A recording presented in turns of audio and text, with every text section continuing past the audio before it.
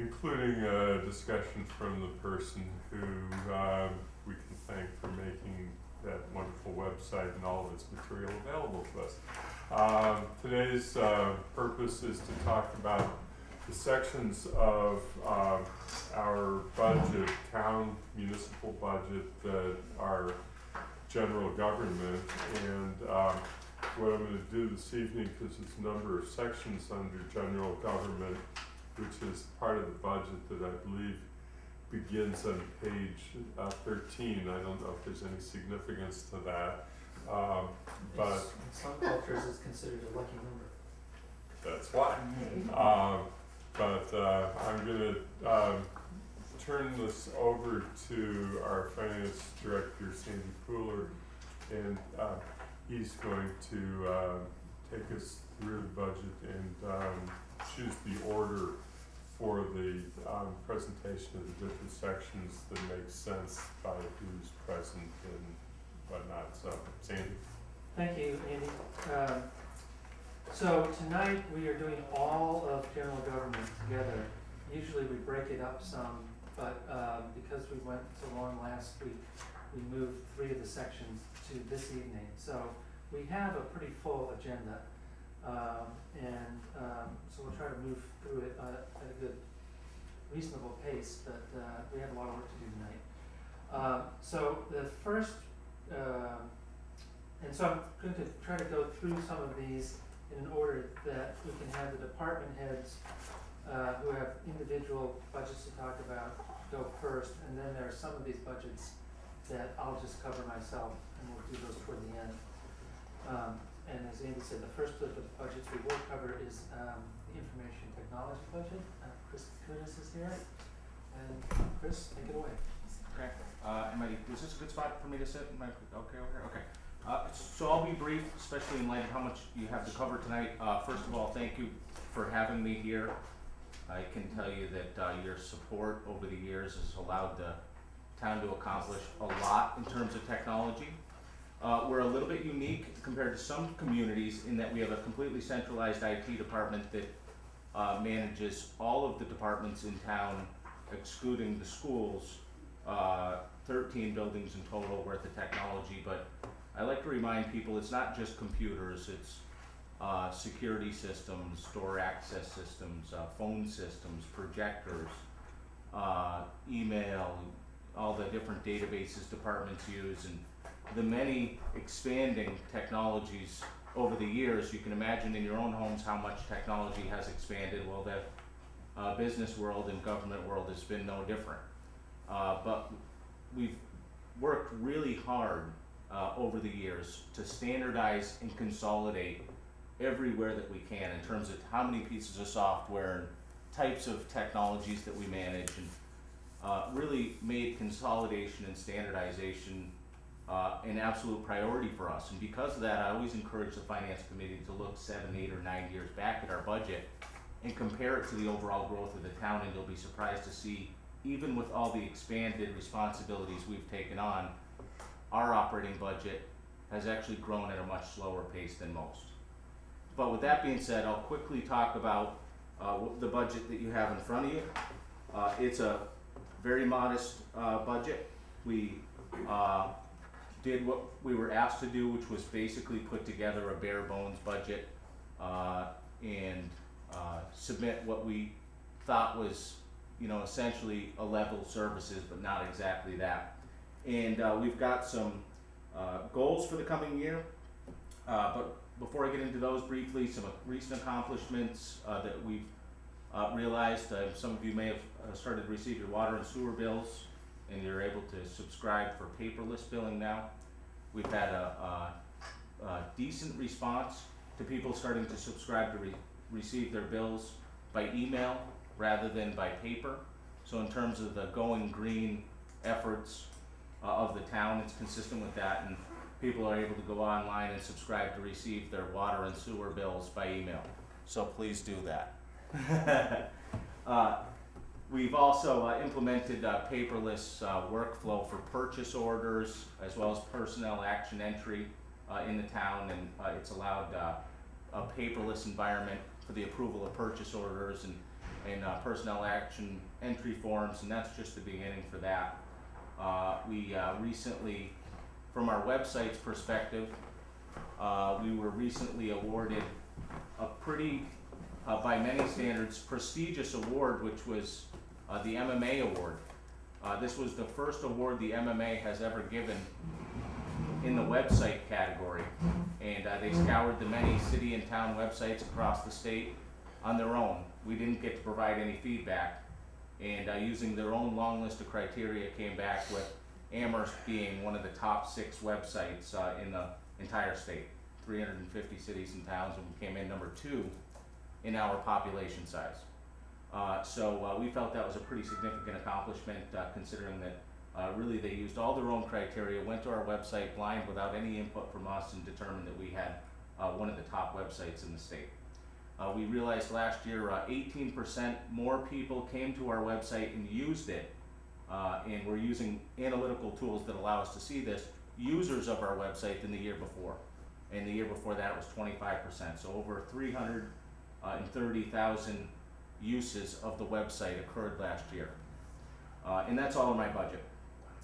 We recently deployed a downtown Wi-Fi network, some of you may have heard of.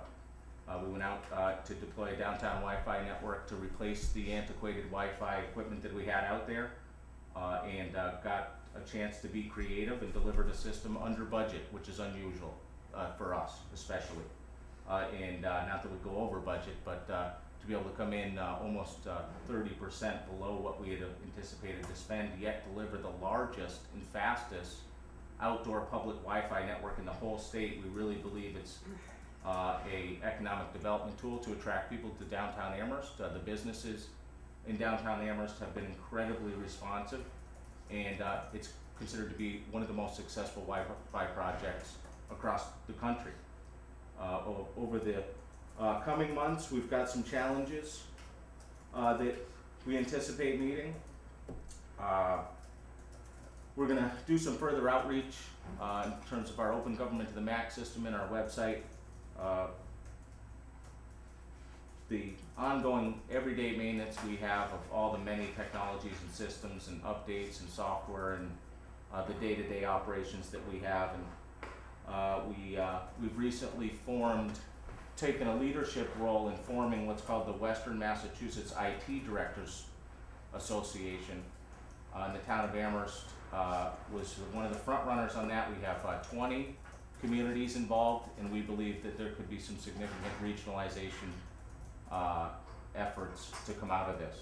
Amherst is definitely looked at as a leader from every perspective of technology, and other cities and towns are open, and some even eager to allow Amherst to provide some level of services to them, potentially in exchange for a payment. And the state of Massachusetts grant side of things is allows us to be very favorable in that realm. So that's a little bit about what we're working on. I'm happy to take questions. Most of our service levels are up last year from the year before, as usual, and happy to talk about anything you'd like me to talk about tonight. So, okay, Mary Lou. Two things. I want to compliment you on the town website, especially the old files, the old reports, gone into them way back to the 50s. It's all there. It's great. Yeah. So more people should look at that. It's interesting. Thank But you. I'd like to ask, what specifically do you do with the schools? The schools is limited. The school department is the only department the town's IT department doesn't support. We do the libraries, police, fire, public works,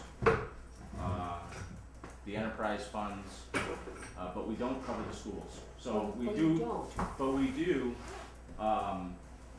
do share some resources together. We're connected together in terms of providing internet to the whole town.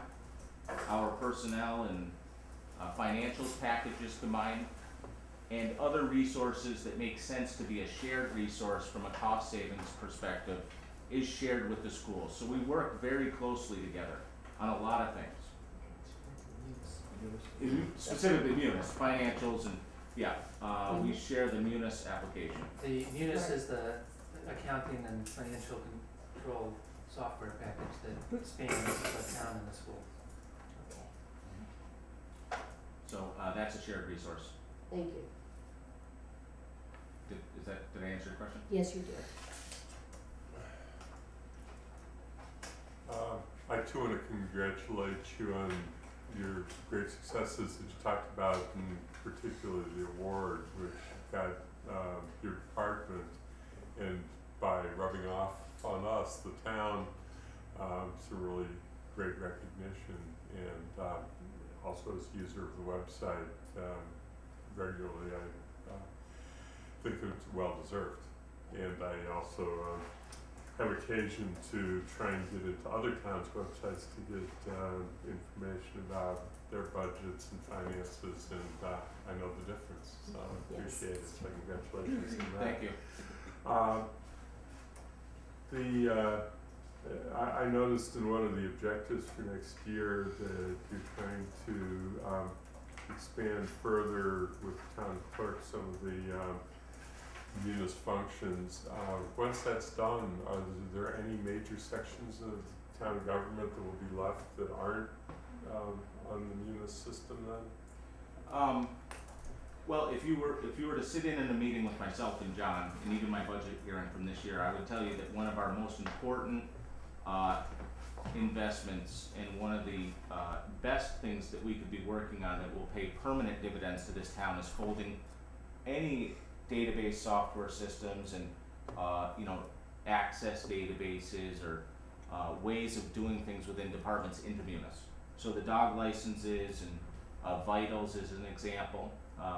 Work orders among departments is an example, and by that I mean not just, for instance, public works, taking calls and logging potholes, but potentially departments, even in town hall, being able to track their own work orders through a work order system. We're talking about their fleet and facilities maintenance, and this is in the capital budget, by the way. Their fleet and facilities allows us to track fleet and facilities maintenance, and specifically when it ties to financials, it's a huge cost savings in times when we have storms and we need reimbursement numbers for the state and hours of certain things running at certain times. And so there's actually quite a few modules yet to come, and I believe that that's one of the most important areas that the IT department should be spending its time, and we are doing that. On the modules, does each department pay for its own module? And I'm specifically now asking about schools. Do they pay for their own piece, or is the whole munis system paid for by the town?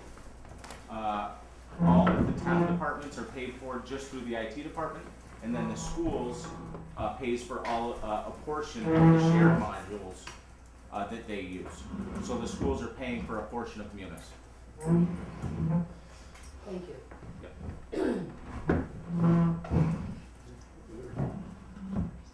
Other questions? Okay. I know your staff is staying constant in the number of people, and I gather that you've also had a little turnover. Have you found stresses in supporting all that you're trying to do with that constant number of people as you've had the growing uses that you've talked about earlier? Up until this year, we've never asked for an increase in staff, even considering all the many new responsibilities we've taken on over the years, and I mean many. If I went through them, you would definitely be impressed, but I'm not gonna. Until this year, I hadn't even thought of requesting any more staff to just the finances of the town. I knew there would be no chance, but I think we've gotten to a point where it would definitely be wise to invest in somebody who could spend more time in munis, and meaning expanding modules within munis, implementing modules, furthering the usage of the modules that we have in the many departments, providing training, configuration of the system. If you could try to imagine just how many levels of complexity there are within a software database package that spans that many departments and provides that level of workflow from a department to the town manager's office to our great new HR director, all the way back down to accounting. And I think that it's time to consider that for next budget year. And I believe that John and Sandy are open-minded to that possibility. Okay, it's helpful to know where future needs are, so thank you. Anything else from members of the committee? I think that the information that we were presented in the written submission was very helpful, as always so thank you for that, as well as for your presentation, and again, congratulations on the award of your work. Thank you very much. We appreciate your support, and it doesn't go unnoticed in the IT department. You guys have always been good to us, so thank you. Thank you. Well, I'm going to then suggest that we ask Ron Bohanowitz to talk about facilities maintenance and then get into the town clerk and the finance department.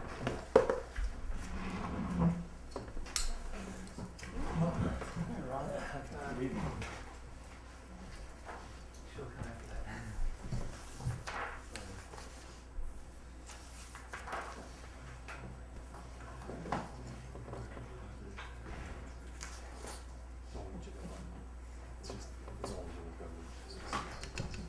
See, where are we on the page? Is this 43. 43. Okay. Good evening. You're right. All of you, I believe, know who I am, and we've met before once or twice.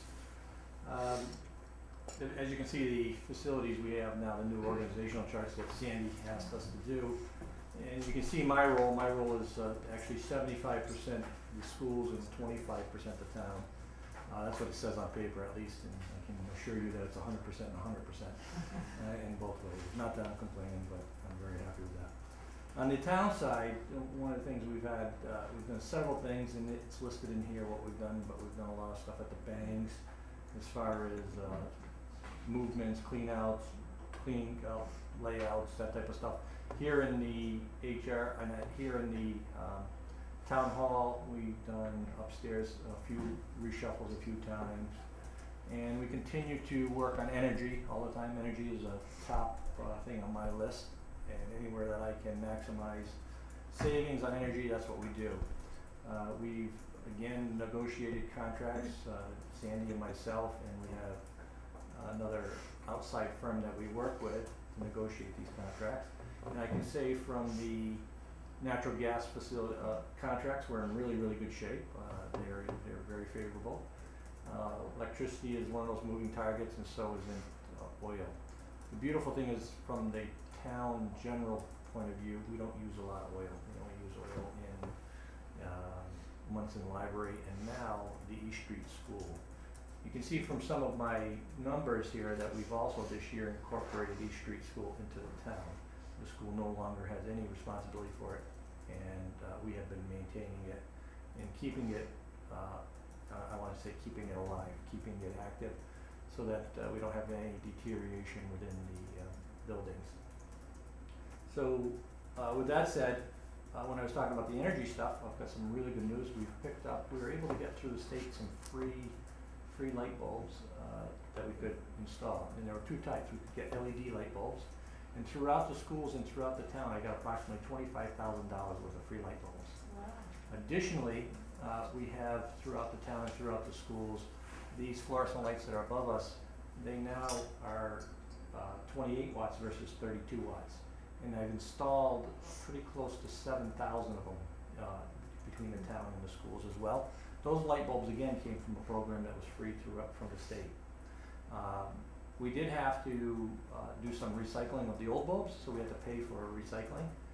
If I did buy the bulbs, which I didn't have to, I would have still only had a year payback, because every bulb is a 12% savings that we've installed. So from the energy point of view, we're trying to keep, if you look at my budgets year over year, I try to maintain them the same. And one thing I will say is that products continue to rise in price. And when I say products, things as simple as plastic bags. Because they're a petroleum-based product, prices are going through the roof. The other thing we've done throughout the town and the schools is we've been trying to be more green. So chemicals that we're using throughout for the facilities, are green, either we're green stamped, or we're trying to avoid using things such as bleach. And the one thing that is clear though, there is not a green disinfectant. So there's certain products that we have to use. And when one comes available, then we'll probably transition to that. But it should be noted that green chemicals and so forth are higher in cost. Other than that, we're just continuing to go pretty much status quo, and we're continuing to implement several capital projects across the town and the schools, and life is good.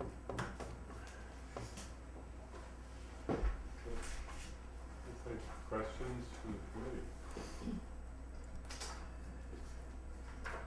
Okay. Just interested in your note about the parking garage being a Yeah. constant challenge with graffiti and vandalism Yes. and such. Yes. Tonight the town is booming. I mean, I park down past the police station, and tonight's going to be an active night. I can assure you that tomorrow morning a couple of my staff will be out in the parking garage cleaning up a couple of the stairwells and so forth from several different things. It's as I've said, it's constantly cleaning and so forth. We do have cameras down there. As a matter of fact, Chris and his staff are helping us install more and more cameras. There's actually a camera right now on the top of Bang Center that looks down upon the Rayo little park, I'm gonna call it. And we also installed a couple more new cameras in the Bang Center. And we have, Chris and I have walked through what we will call the huts, the ones that go where the stairwells are. And we have plans to install cameras in those stairwells. Additionally, what we're doing in those stairwells is we're putting up some wire, and I don't like to use the word wire because it's not wire, but chain link type of fencing. There's a couple of spots in the stairwell that serve no purpose other than they're a place for people to do inappropriate things that they do in those stairwells. So that's been a challenge of ours. Lighting is good. We have had complaints. I can say that I have personally received complaints from our businesses because they come in and they'll tell me that they've walked through the stairwells and it smells like urine, and we'll go out there and we'll hose it down and do the best we can do with it. We have done painting in there and so that we could cover up graffiti. Believe it or not, our elevator has been vandalized numerous times. The emergency phone that's in there has been totally ripped right out of the elevator. So those are, when I say those are the things we address. We stay on them the best that we possibly can, but it's something we have to continue to monitor. Follow up. Is the monitoring on the video cameras, what the video cameras have done by our police department or your staff? There's the cameras that we have throughout the town pretty much are IP cameras. They're on the internet, and if you get access, for example, I could have access at my desk if I wanted it at my desk. The police station does have the ability to switch cameras to cameras and monitor them, but generally we don't monitor them unless there's an incident. So what we do is we try to go back and look at after the incident what had happened. We did have a individual that we had an incident and we were able to identify an individual, and the police were able to take action against that individual as well. But throughout the town right now, it's too bad Chris left, but there's lots of cameras in the town, believe it or not. And so the police, they have, in the 911 dispatch center, they have some cameras up on the wall, and periodically they're watching different cameras, but not as a norm. Just a curiosity, you said the town is very active now. Well, tonight it's just really. Well, is it more these days or this year versus previously? Is there something going on which is making the town? I don't know what it is, but I can say usually Thursday nights and Friday nights, and as well as I spend a lot of time downtown during the day. Thursday afternoons and Friday afternoons, it's generally congested, and we have a hard time finding space. I actually went this parking lot, that parking lot, the Bangs, all the way over by the Lord Jeff, and then finally down by the police station to find a spot. Is this more this year, or is it always like Thursdays and Fridays have always been? I think it's pretty status. It's always like this. Okay. Well, I think in town obviously there's a need for more parking. I didn't go behind CVS. Yes, Kay. I have one more question. You're, in that same list, you said that program scheduling is a problem for maintenance, that it might be better if programs could be scheduled back to back. Could you explain? Sure. A little bit We more? have, and I'll use the bangs as the example. We have programs in the bangs where we have a whole host of renters, so we call them, people that are leasing it for an hour or two. And what we're seeing, I actually had John Bimble collect data for me on a 3-week basis. And I asked him to collect data by actually who's there, not what's on the schedule. Because we have a schedule of who's supposed to be there versus who's actually there. And then I also asked him to collect me data on how many people were in these groups. So an example might be, we have a conference room in the Bangs, and 2 people might rent that room for an hour or 2 on a Tuesday night. That may be the only thing in the Bangs on Tuesday night. So we leave the Bangs open for that on Tuesday night. Now I'm giving a little bit of a dramatic story, but the philosophy and the theory is the same. So on Tuesday night, people aren't there, and what I'm saying is you got a group on Wednesday, and you got one person on Tuesday. Push them to Wednesday so that we could have them all on the same night. That way, 2 things could happen. One is we could shut down the building on Tuesday night, and we could do what we call deep cleaning, floor washing and waxing, or we could save on energy and security and everything else.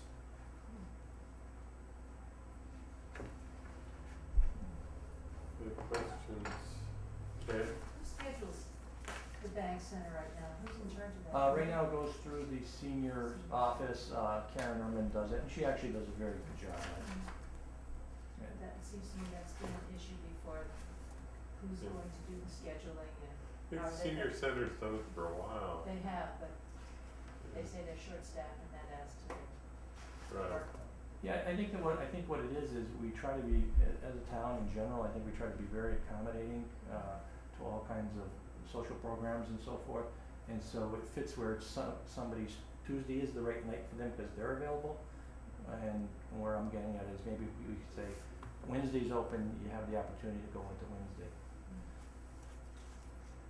The East Street North Amherst school buildings now have significant empty space in them. Yes.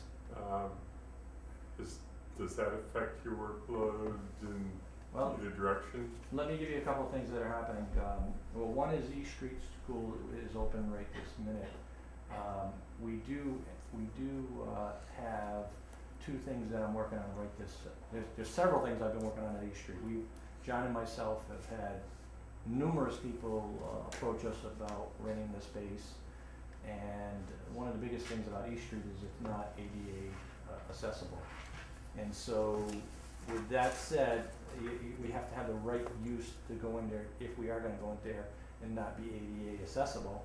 And the second thing is we've put forward to the CDBG, we wanted money to try to make that accessible so that we could rent it out to a user. And with that said, what happens is it's kind of the chicken and the egg.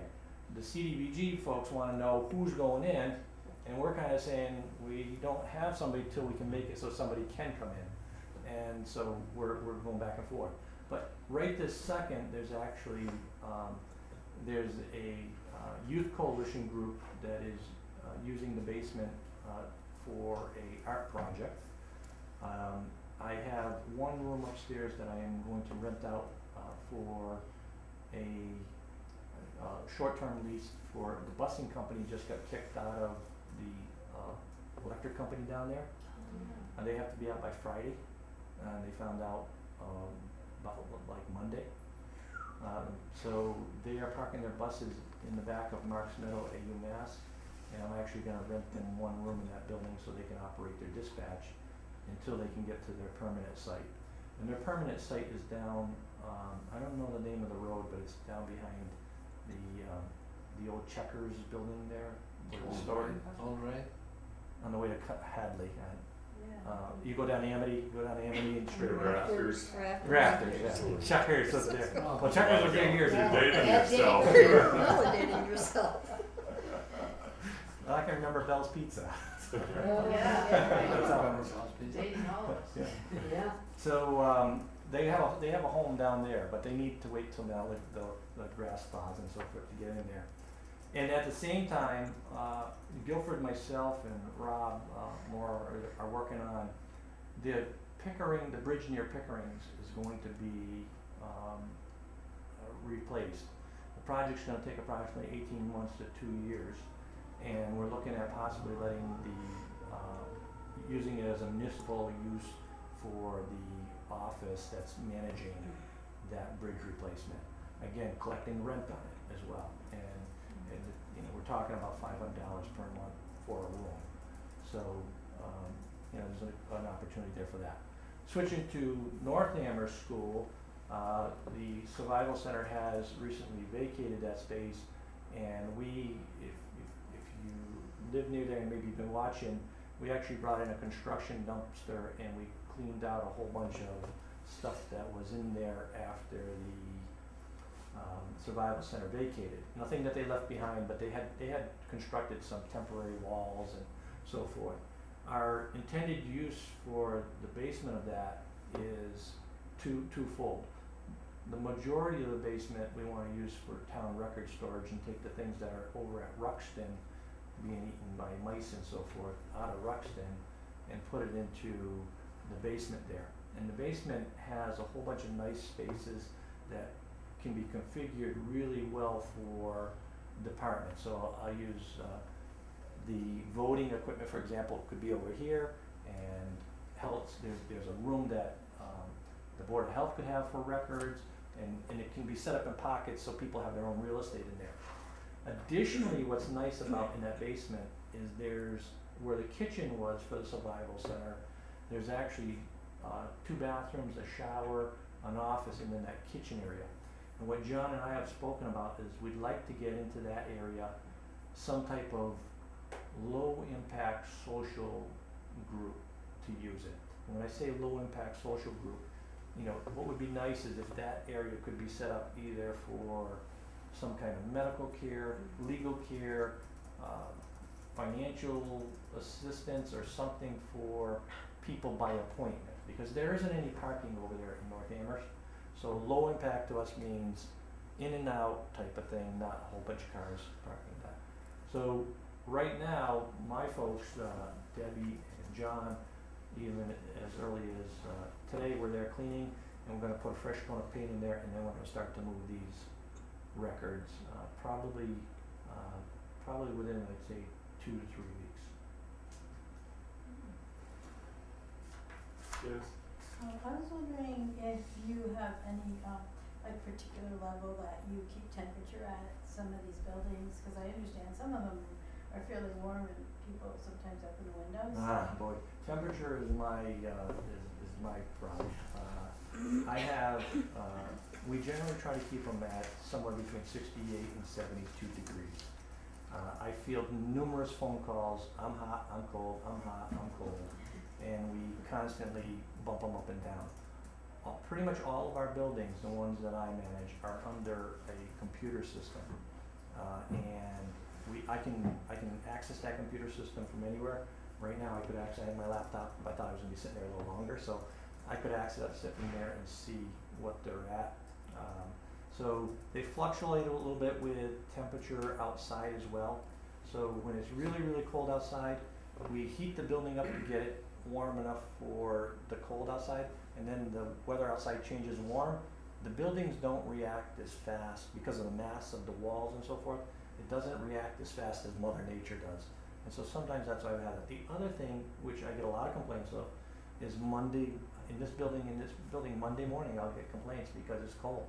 And it's cold because on Friday night at 6 o'clock, we go down to 55 degrees. And then about 4 o'clock in the morning on Monday morning, we'll turn it up, but it takes too long. About Tuesday, then this building starts to feel good.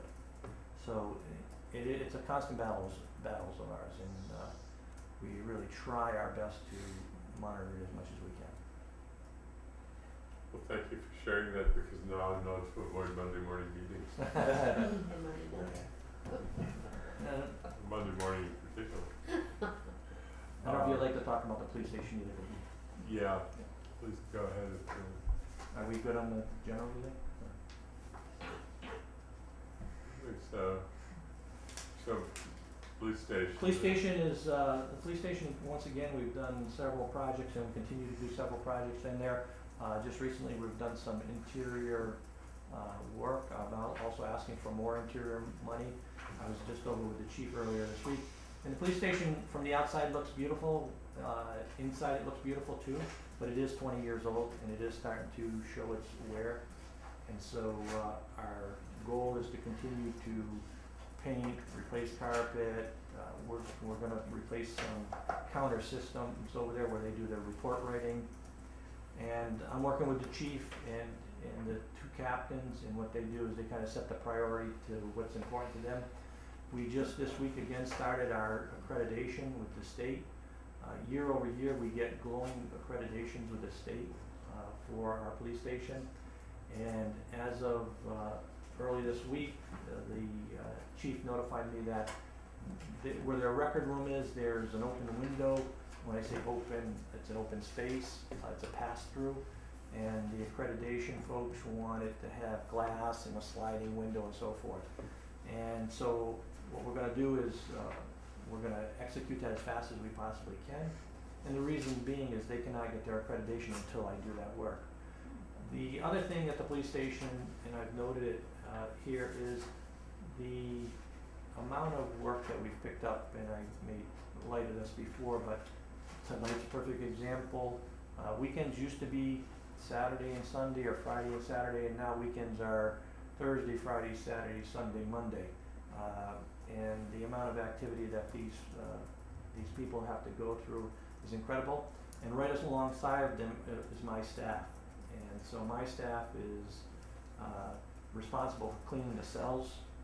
And what happens generally, if there's anything that occurs in a cell, say somebody throws up in a cell, what the police do is they just take the person and they take it out of cell A and they put them in cell B. And then that is there for my folks to clean up. And they'll either clean it up the next day if they're coming in, or many times they'll be in the middle of the night. Any type of snow removal and so forth, my folks do. We still have only Ricky as full-time over there, and Deb and I have worked on a potential weekend position, and I had a young gentleman that was going to come on, and then he ended up having childcare issues and so forth, and it fell through the cracks. So we're trying to relieve some of the stress, and we're also trying to do a little bit of succession planning, where we're bringing somebody in to learn what we have, so that in the event of an illness, in the event of a vacation, or a retiree, that we'll be ready for that when that occurs. Yeah, because my recollection is that that's a position that requires very specialized training for health and safety reasons and procedures, and plus you have to have people who are screened. Yes, yes we do. And matter of fact, this young gentleman we had, he was already screened through the chief had already run background checks and everything on him. I was really looking forward to it, but now I'm back to ground zero. It does have to have that. Matter of fact, all of my staff has been trained in bloodborne pathogens, how to handle them and what to do. The folks that are at the bangs, Mary here, and we had an outside company come in and do some training for us for that. The one thing also, they're aware of, where they're putting their hands. And I'll give you an example. You don't want to be sticking your hands the old-fashioned, just push down the trash barrel. You don't do that any longer because of what might be in that trash barrel, and they're fully aware of that. And then also they're aware of what are the proper clothing and protective gears that are necessary that they have to wear when they're doing things. It's as simple as just, I don't want to use the generic term of using Drano. using something like Drano can, get in your eyes and cause a problem.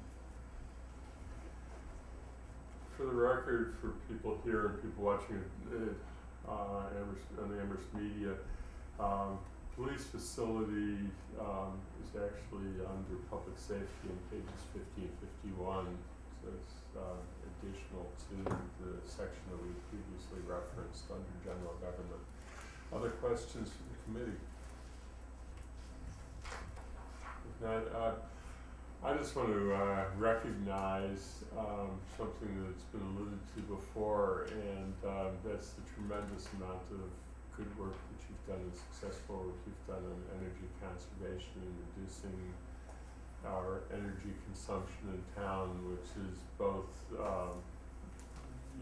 very important for financial reasons and very important because of our commitment as a community to being a green community. And I know that that extends beyond municipal buildings because my other work because of work this committee and school budgets, I get to spend a lot of time in schools.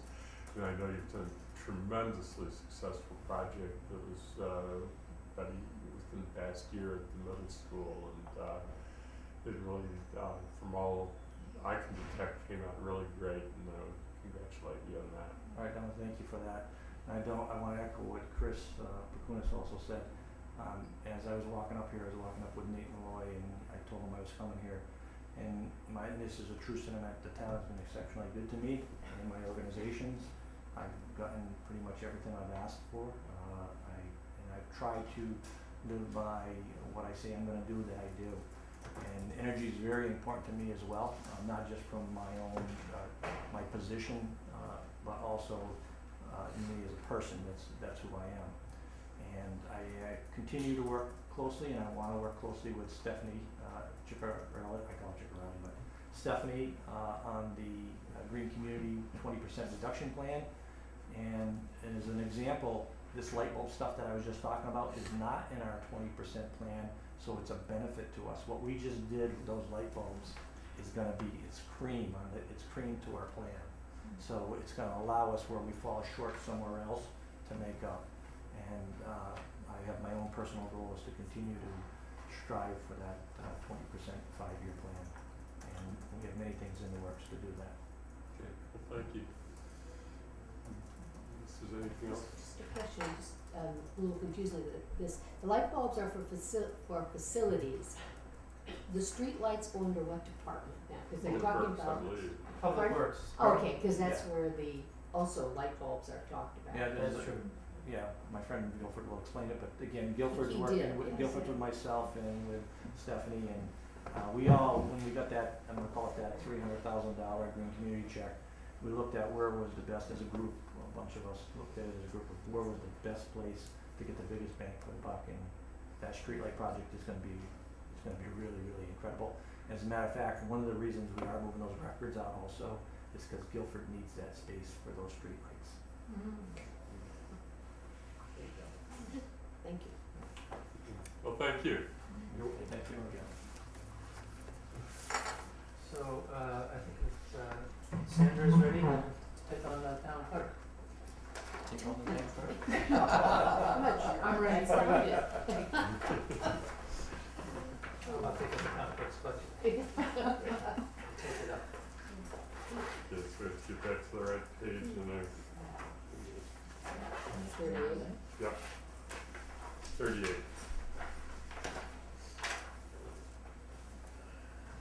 Well, between the deadline to register to vote for the state primary and the deadline to register to vote for the state presidential election, our office processed in excess of 7,000 voter registrations.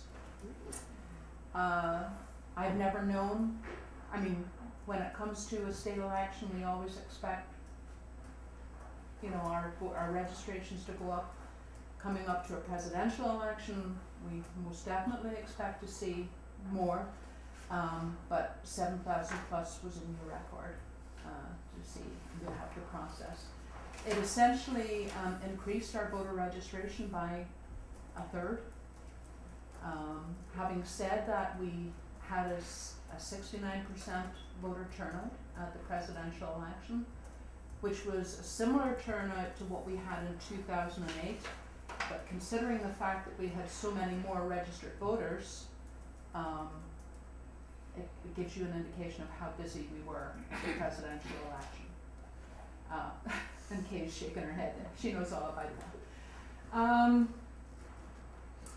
One of the things that we did notice about this election is that so many of the people who did register to vote actually came out and voted, which was a good thing to see. You know, if we're going to take that time to end with voter registrations, it's nice to see them come out to actually vote.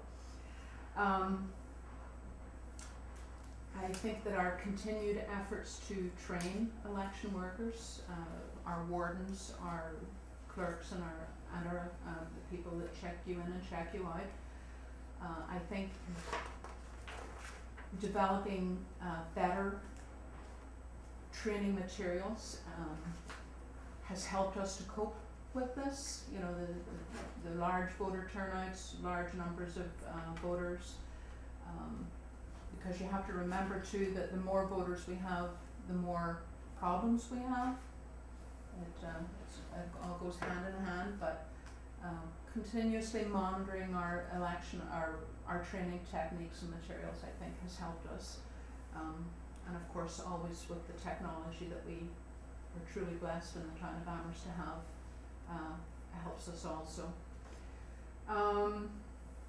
But elections, it's only one part of our job.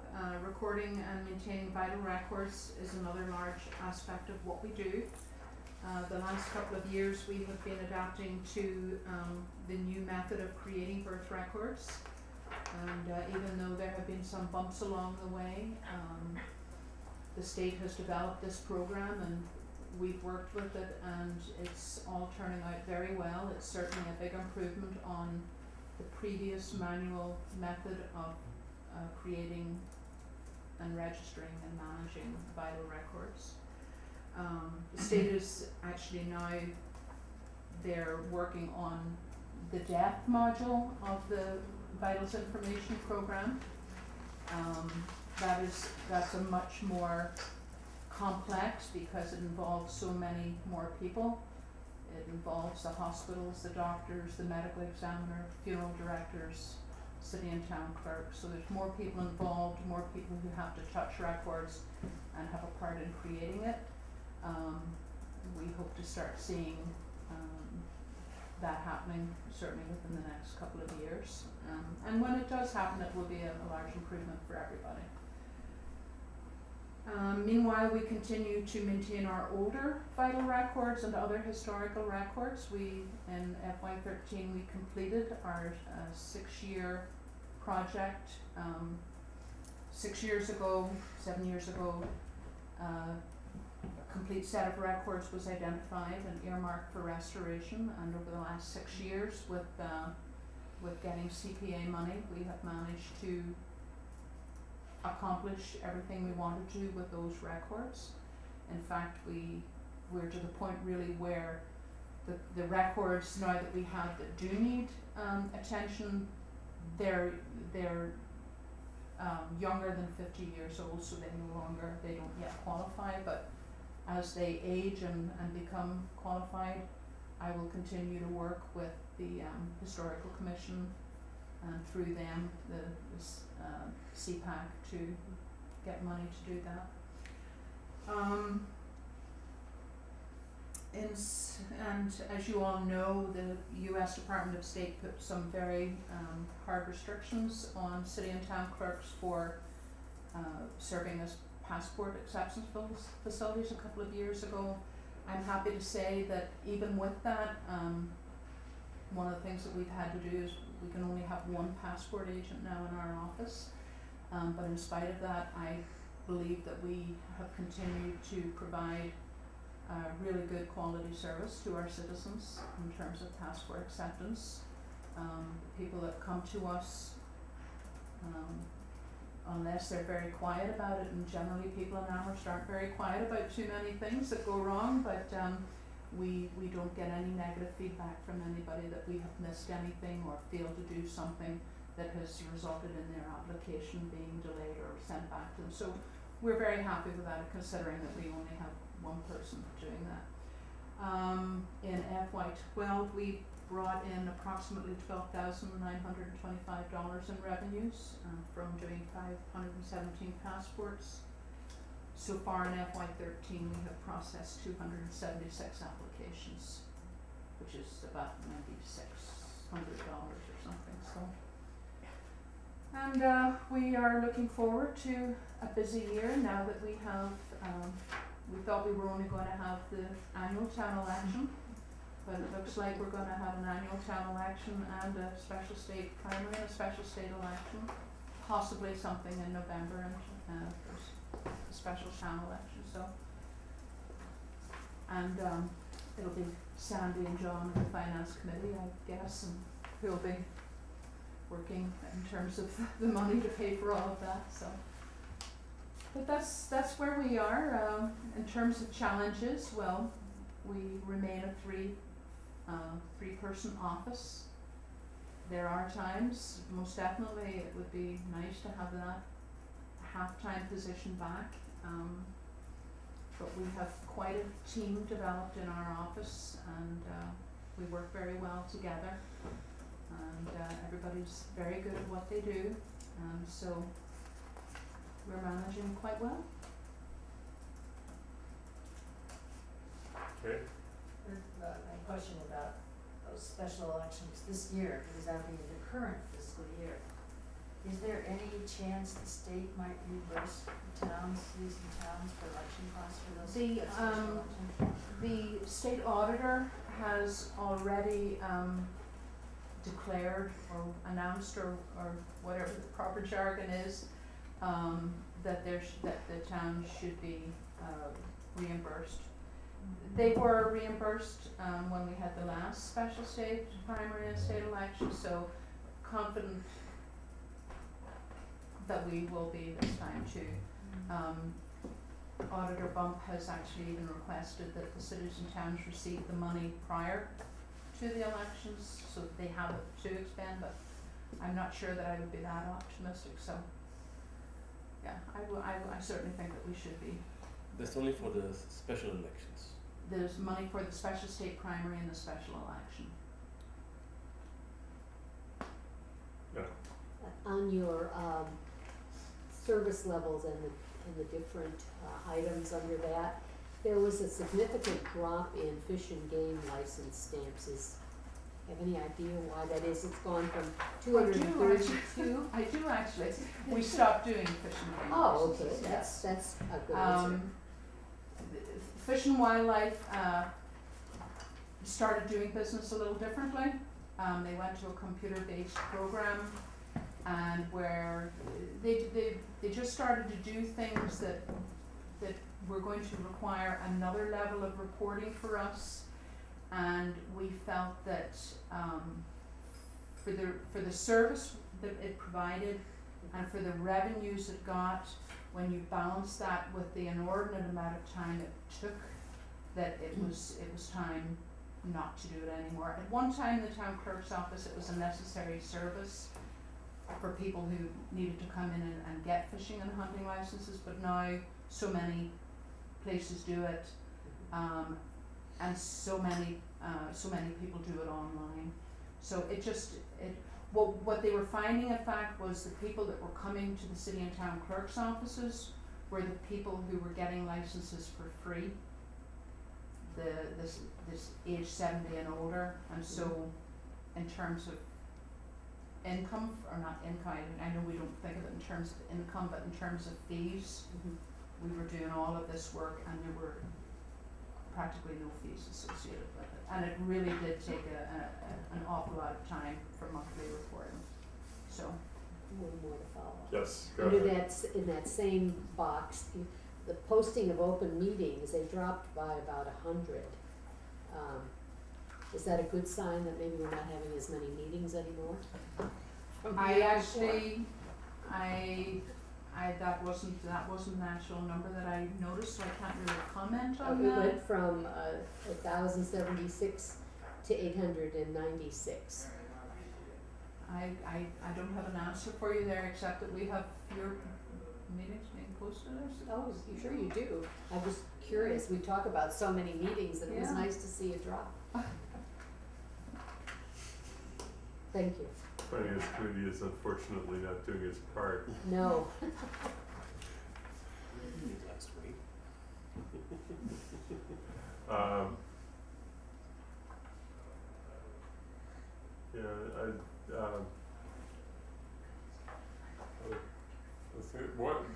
One thing I did want to note, you were mentioning the additional special election, on the town manager's budget prioritized list of budget restorations or additions. The first listed item is the cost, if necessary, for a special election for school regionalization. And for those of you who are not familiar with the requirement there, in the statute that establishes the process to create a new school region, which I've been actively working on now for the last year, it provides that one of the last steps is that there has to be an election in each town, and if it's a open town meeting, it can be held as a secret ballot vote at an open town meeting, but if you have a representative town meeting, then the statute, which is part of Chapter 71 of Mass General Laws, Section 14 something, there are a bunch of letters in there and I can't remember them all, specifies that for an open town meeting, there has to be an election,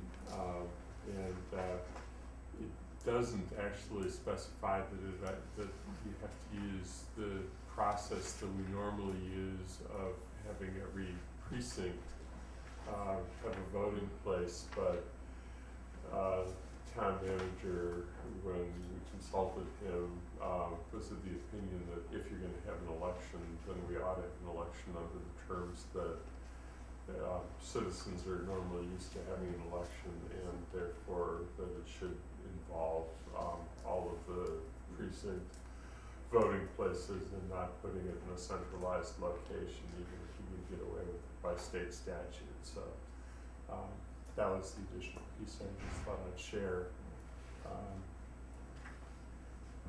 Yeah. Actually, if I could ask you this question, speaking of that, the decision to move ahead with a potential proposal to then have to be voted on is going to be made fairly soon. Is the idea, and I'm not recalling, to try to be in election cycles that match with normal election cycles, or would it have to be an independent election? Unfortunately, because of the timing, it has to be a separate election. I struggled with that, and when I heard about the special elections for the Senate, I very quickly looked at those dates and thought about that question, but it became an impossibility because in order for it to take place under the cycle that the state statute that I was referring to, Chapter 71, has, if you want to have a region take effect by July 1st, it has to become effective on July 1st of a year, and the election can be no later than the end of December of the prior calendar year, and given that cycle and given the amount of work that has to be done, there's no way to fit it in. If it had been on a different year, an even numbered year as opposed to an odd numbered year, we probably would have solved that problem. There's also a desire to have all four towns, or all towns that are voting, have either their town meetings or their election on the same day, so that nobody gets prejudiced by having an election on a different day and say, oh, it didn't pass in this town, so forget it or whatever. Yes. But is this something that you could get a waiver through the legislature, so it did fall on the same election day.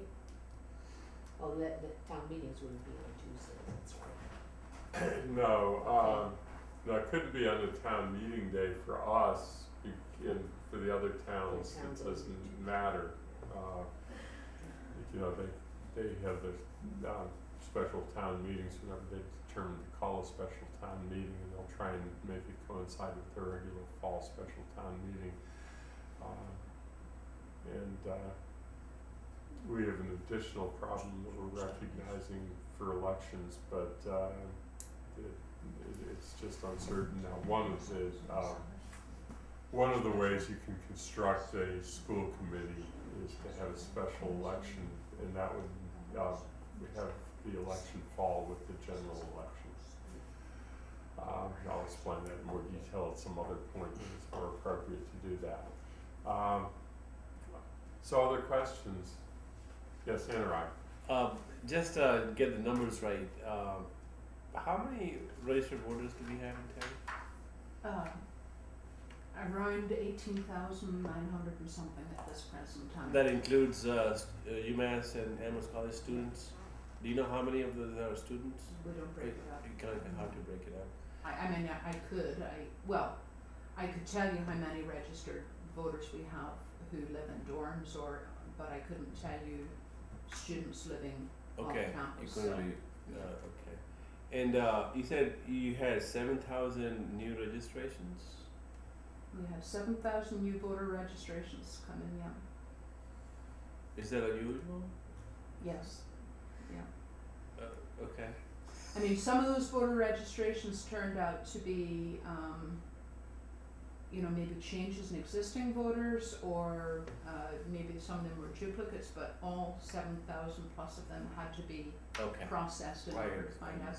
And I can see your mind working that the math doesn't work out. That's okay. But the thing that you have to remember too is because following a state election, we are able to go in and we're able to purge voters. I see. Voters who have been inactive for 2 biennial elections and who have received the appropriate notifications. So about 1,800 voters were actually purged shortly after the November elections. Okay. So. Okay. Yes. Does that mean you'd be able to purge them again after the 2 special state elections? No. Too bad. It's because these aren't what they call regular elections, they're special elections, so yeah, it would only be after the regular biennial election. Oh, I know, I love to purge. Anything else? I just want to recognize one other thing about your office, and that is the tremendous work you do on behalf of the large number of boards and committees in the town, including boards and committees that I sit on, as far as references made about open meeting law and meeting postings, but providing advice about open meeting laws. You and your staff are always available and extremely helpful and prompt in your responses, and providing assistance to make sure that appointments get processed, and the paperwork after appointments gets done on time, and helping to monitor. And I'm sure that we're falling down on the job, but our compliance with things like conflict of interest training requirements and all. That's a tremendous amount of additional work, and pieces that people on boards and committees recognize and know about and appreciate, but the town at large just isn't aware of the real depth and breadth of the work that your office does. And so I just wanted to recognize it here. Okay. Can I add the work you do for the elections, because since I'm an election worker, it's very well organized, and you're always available to help those of us in the trench there that need it on the spot right away. And It does feel like being in the trenches sometimes, I know. But good written materials, good training ahead of time. We do try, and I'm always working on trying to develop those, so. I think that's why the November election went off as well as it did, with the number of number of voters who turned out. Yeah. Some of them may have had to wait a while, but not hours. So anything else from the committee? Thank you very much. Thank you very And much. I guess, anyway, we're turning now to assessor. Yes, we'll get into the finance department, which starts on page 22. And the finance department is made up of the three departments of assessing, or accounting, assessing, and then treasurer collector. And then there's this guy who kind of hangs around.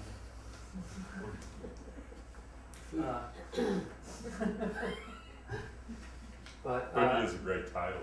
yeah, right, that's a great title.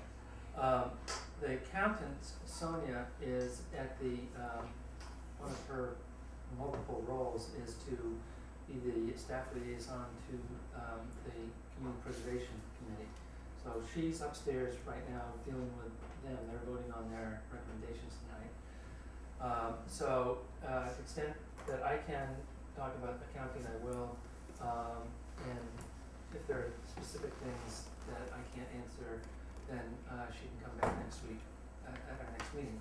But in the meantime, we do have the assessor and the treasurer collector, so I thought we would go through their budgets. So David, if you'd like to start, please. Sure. Well,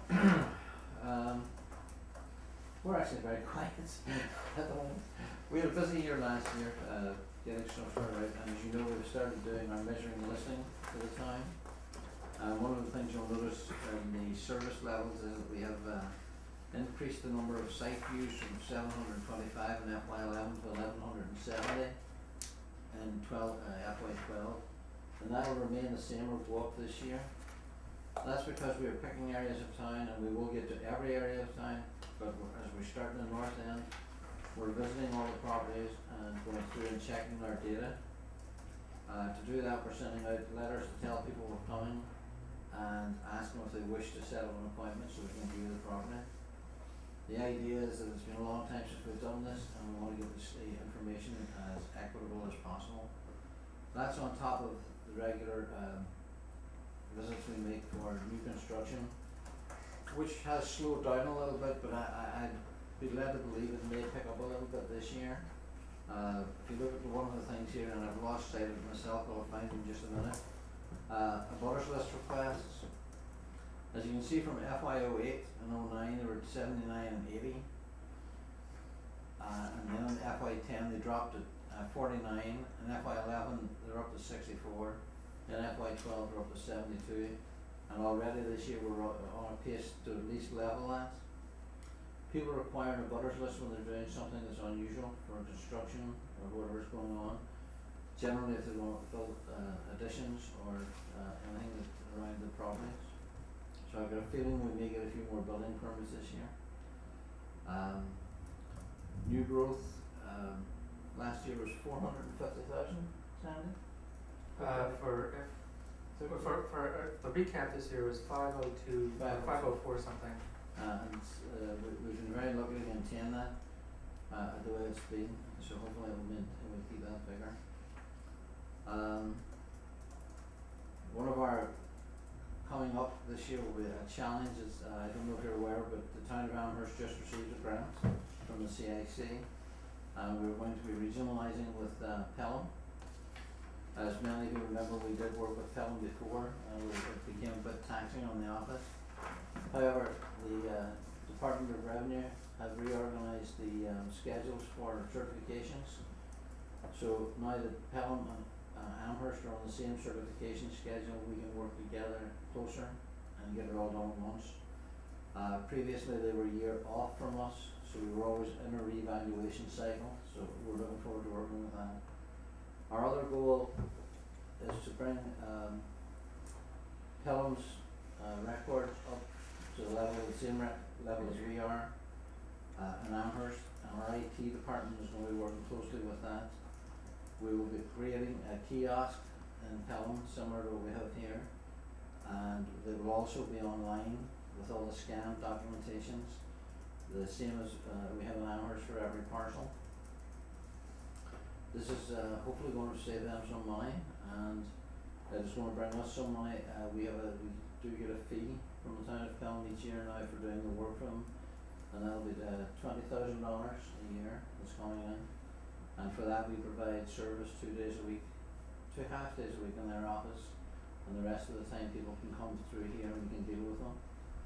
Obviously with working with the computers from here and there, we can do the work an awful lot easier. I have very good staff. Teresa and Laurie work well together and are very knowledgeable of all that's going on. And basically, we're holding our own. This year we have only 40 abatement applications, which is down from 77 last year, and a record in FY09 of 487. Considering that the tax rate jumped from 1974 to 2039, we feel that's very good. And a lot of that's thanks to the public relations we have with the newspaper and through the web page and all the information we put out to people. Giving people the information they want really is helping, so they can see what's happening right there. They can look at their neighbour's property, they can look at everybody's around them and see how they're doing in comparison, and that's what most people want to see. That's really where we are.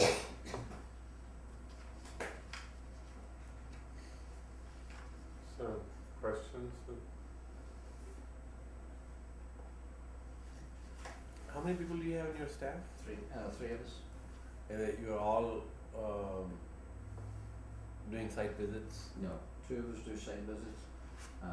Myself and the data collector, and the other lady is full time in the office, and she works on personal property.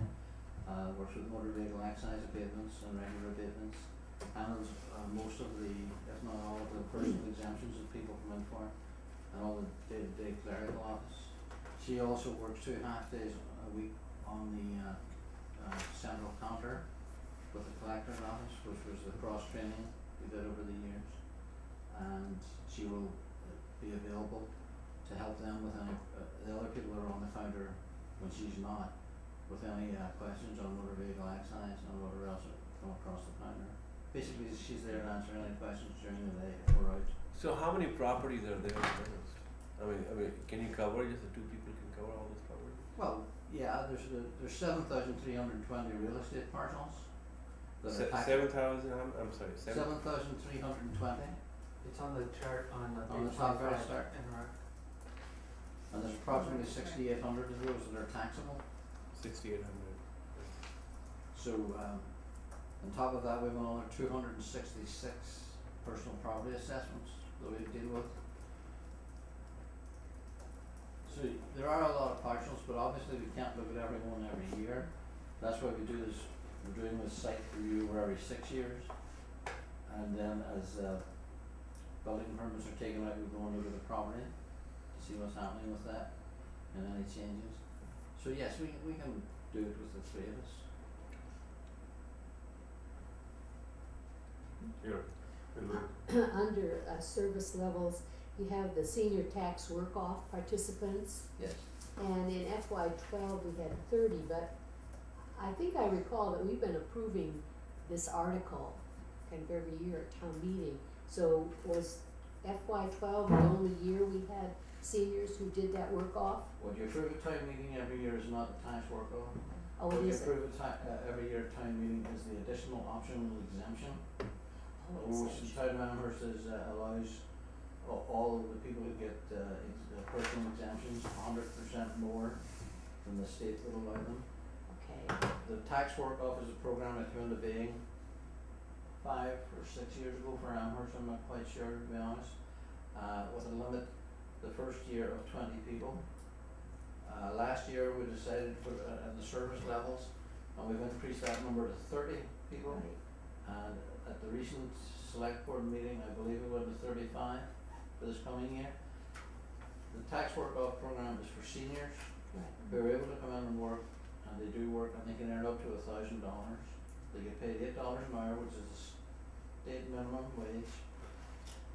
And I think personally it has been a very successful program from our point of view and from the point of view of the tax work-off, and Claire, who will be talking in a moment, the treasurer collector, will be able to talk a bit more about that, because we have two people that work in her office that come in, that are seniors. One woman who's been there for, I don't know how many years, but I think she must be Longer than I.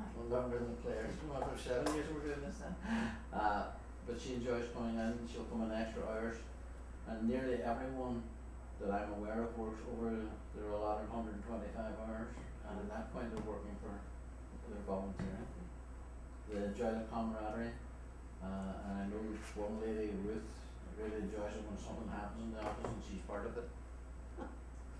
No, I like the program. I just questioned why there were no numbers under FY11 and FY10 and FY9. There's just 30 under 12. Basically, this is the first year we've started keeping them on the surface levels. Oh, okay. We could go back to Maura and find out what the numbers for those previous years were. Yeah. It's just not in our book, and I thought, I know it's been around because we've talked about it. Well, that's something that you're going to hear a little bit more about, is that Sandy and I have been talking, and we're going to probably bring forward another exemption for veterans, a veterans work-off program, that we can put, once we get the wording put together for the fall, for the springtime meeting, and see where that goes. Once we develop, we'll develop guidelines and bring them to town meeting and see what everyone's opinion is at that time. Amherst, we like to think we're on the cutting edge and keeping up with all the exemptions we can for the people that need them. So we keep bringing them forward and see what everybody's taste is. Good. Good. Thank you. Yes. I have one question, I don't know if I'm asking, which of you I'm asking about this. I think it's the overlay surplus that we retain for abatements.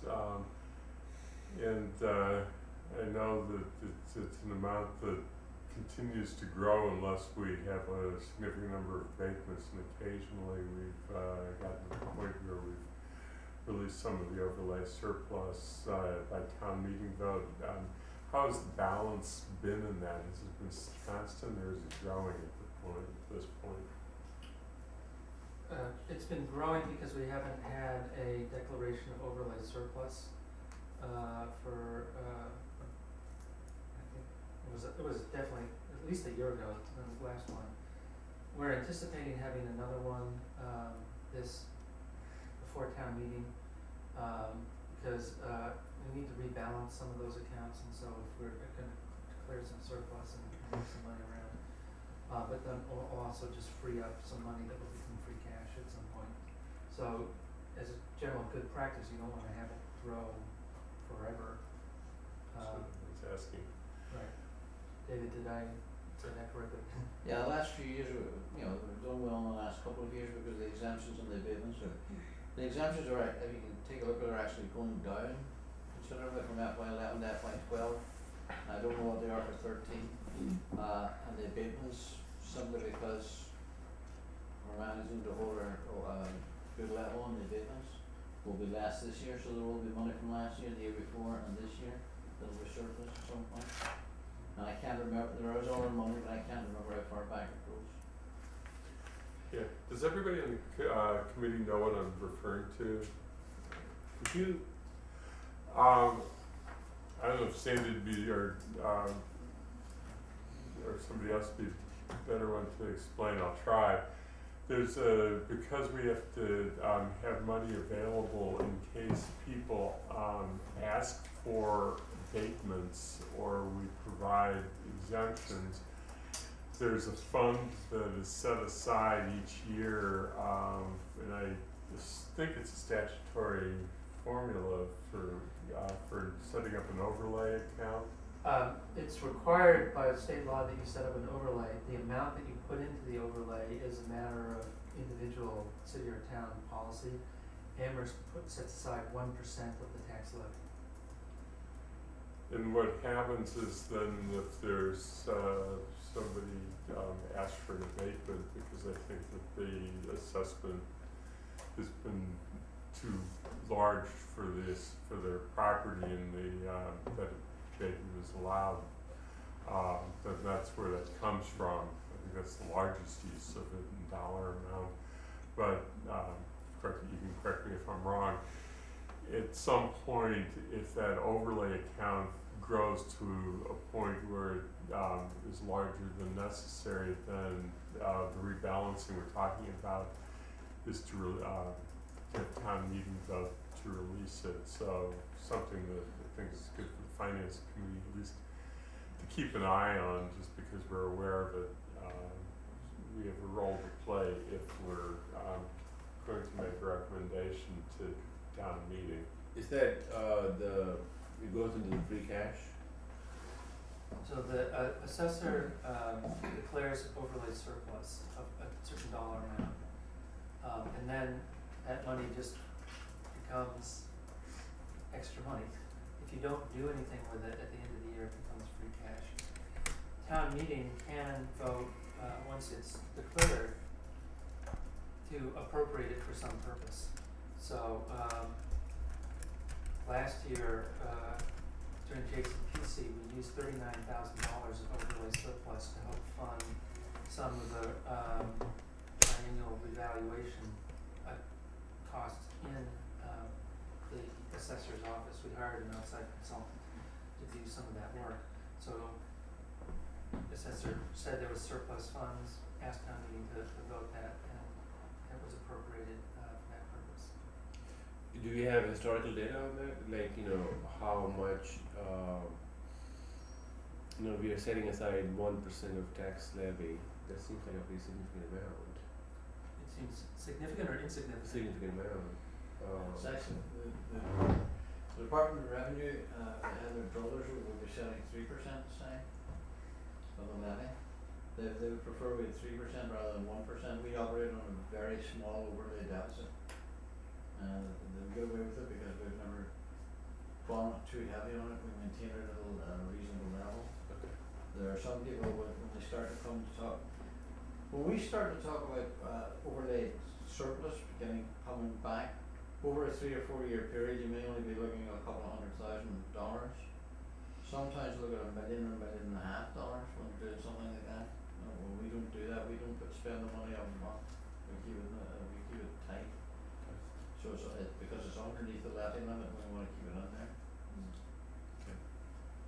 Now, I would just like to point out, you did quite right about abatements, but exemptions are one of the big things as well. Personal exemptions, and the tax work-off program is also under there, so that all comes out of there. And even with that additional tax work-off, we held to the 1%. And you're looking at somewhere in that loan of $30,000, which is about 1/10 of the 1%. Okay, that's helpful. Anything else in the committee? No? Thank you. Congratulations on, I think that the A&F obviously recognized the quality of the work that you do by their step of giving the CIC grant to assist with the expansion into the regional district with Pelham. So congratulations on that too. Claire McGinnis. Okay, so it's always great to start with some good news, which is today we went to the market with over $6 million in bond issue for water sewer extensions to Harkness Woods and Amherst Woods, Harkness Road and Amherst Woods. Received a low bid total interest cost of 1.8%, which is very nice. Last week, Standard & Poor's confirmed the town of Amherst as AA stable in outlook, so that's also great news. And all of that will be also in a cover letter to you as well as the select board when we sign the bonds on Monday night. This year, as you know, we approved with your help an investment policy that will guide how we keep our money and what we do with it. And that will also be helpful as I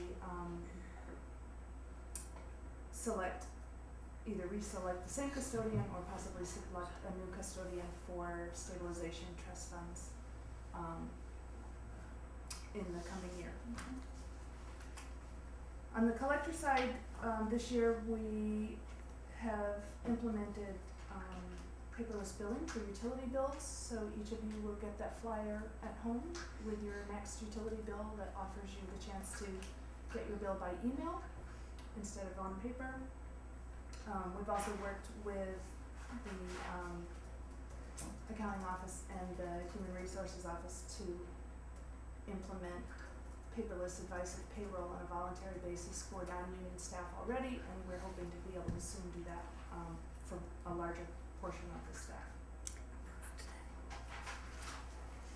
So another thing that we did this year that we're pretty proud of is we implemented a new module in Munis which updated what we're able to offer residents in online bill pay. It's called Anywhere Self-Service, and if you use the website, you're familiar with the guy on the couch screen, which we talk about and laugh about because that's where you select which kind of bill you want to pay, and it's this guy on the couch that Chris Bakunis put in there for us. Indicating that you can pay your bills from home, and now you can pay more types of bills from home as well as past due bills from home, which is a pretty significant improvement over what we had a year ago. It's always nice to have the chance to talk about the staff in a forum like this. There are 6 of us in Treasury and Collections now, myself, 2 assistants, and 3 staff clerks. They do a great job, they work hard, and I appreciate their efforts, and I know that lots of people in the community do as well. So that's mostly what I have prepared as remarks, and of course there's all the content in front of you.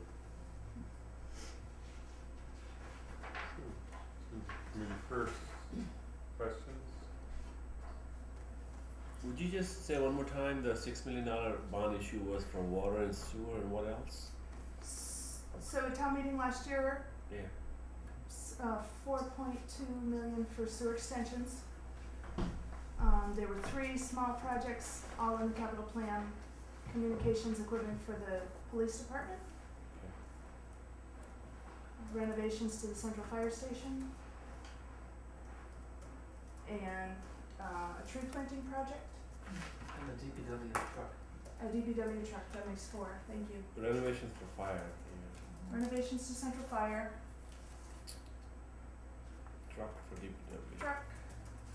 Sewer extensions. And trees. There's also a separate article, another $1 million for road improvements. It was included in $6 million? Yes. What was the percentage that we ended up with on paying there? 1.8. 1.8. And what was the last time we did as, It was, oh my god, it was over 2, it was 2.1. Okay. That much. Well, you know, interest rates, I know, it's I can't swear to it, but I would venture to guess that this is the lowest interest rates that the town has ever paid. Probably is. I mean, you should be here as a borrowing and sitting on it. Right.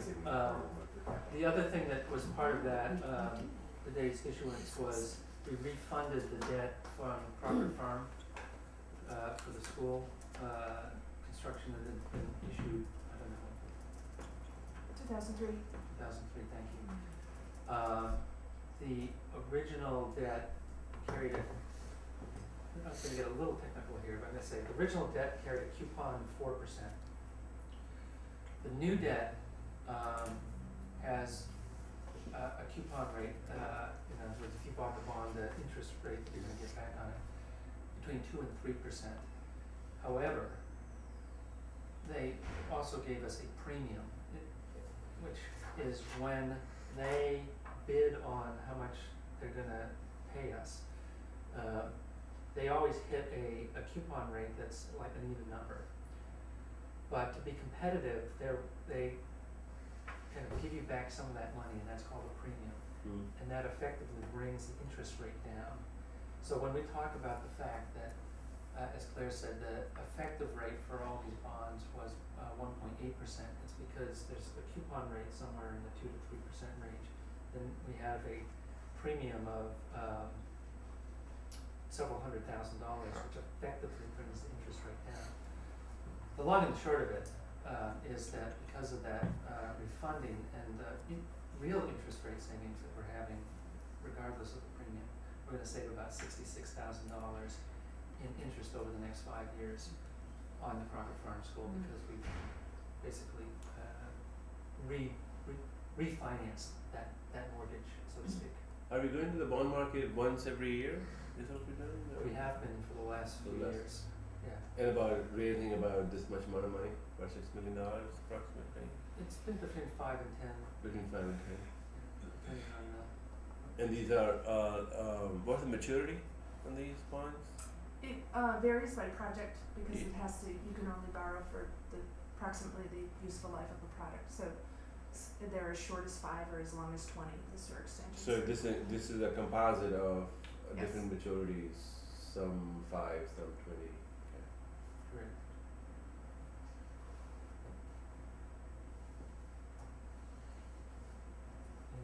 Yep, go ahead.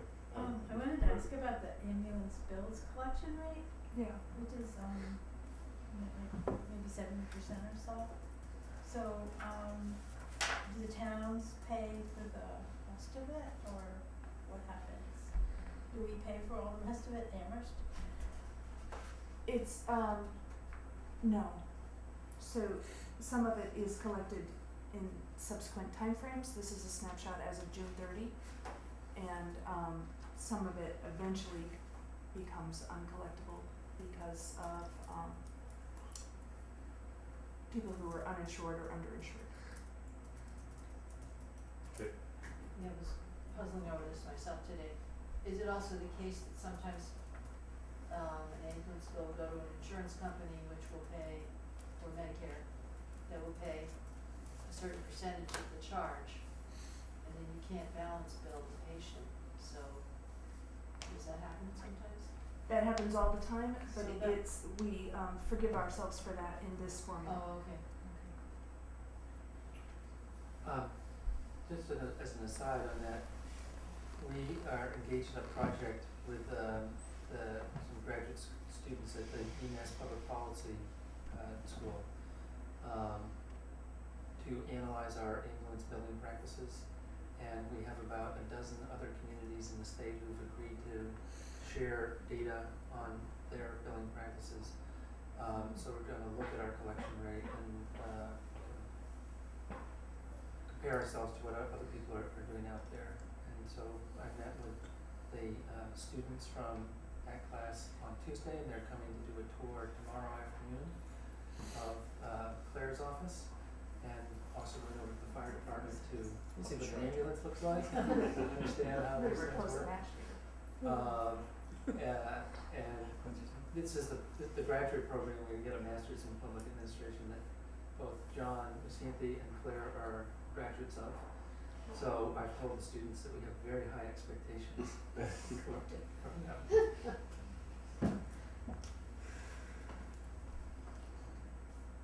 Other questions? Just a question, Yes. follow up. If Medicare doesn't pay, you're supposed to have a follow-up, aren't you, for insurance? Do you mean a secondary insurer? Yes, Some people have that, yeah. but I thought everyone is supposed to have that. No. Oh, okay. The Massachusetts healthcare law, the universal coverage law, requires everybody to have something or pay a penalty, and a lot of people choose to pay the penalty. But it doesn't, so that minimal insurance is called the Health Connect. And we do transport patients who have Health Connect.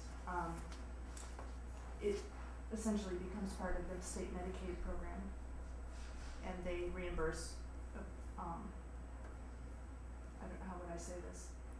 They They have a rate, right? they pay at their own rate, Right. I guess is the best way to say Mhm. that. And that's all we collect from, can really collect from them. If they're in that category, then that's what we're gonna get.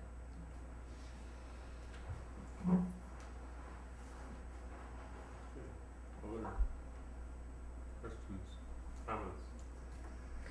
Well, congratulations on getting us, and thank you for getting us that great bond rate. And I know it's a team effort of a lot of people in town hall to keep the management up so that S&P recognizes that we're solidly managed.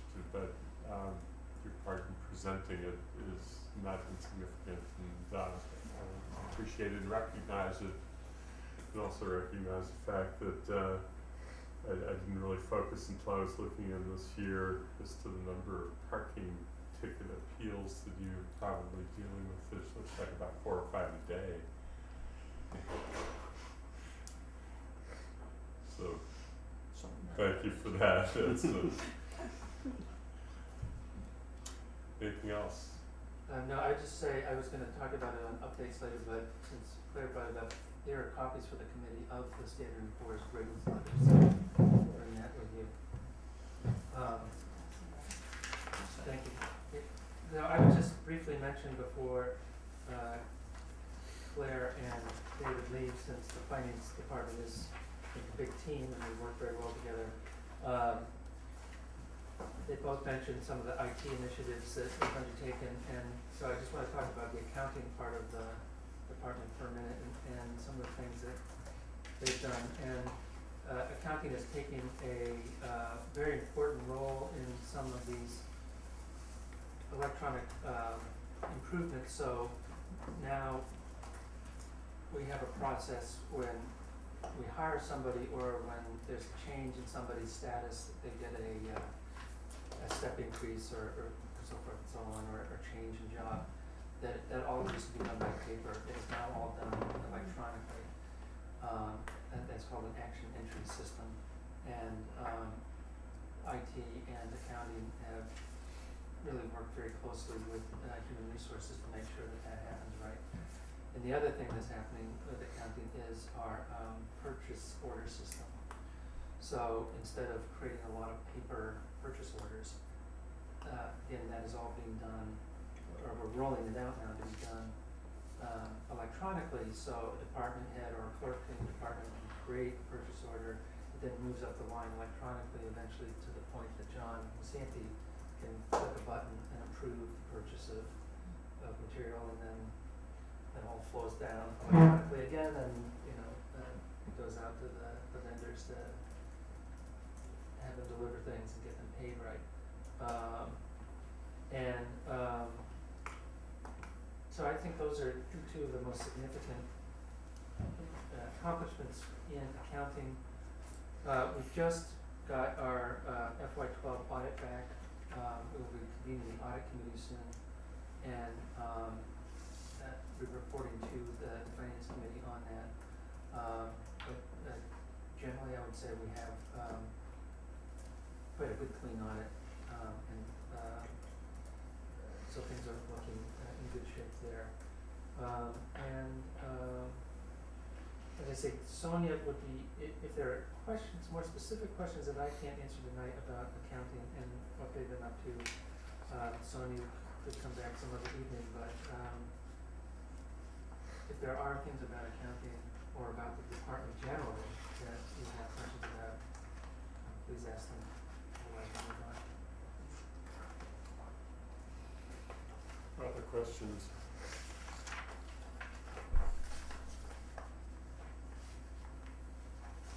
I knew I could silence a crowd with accounting.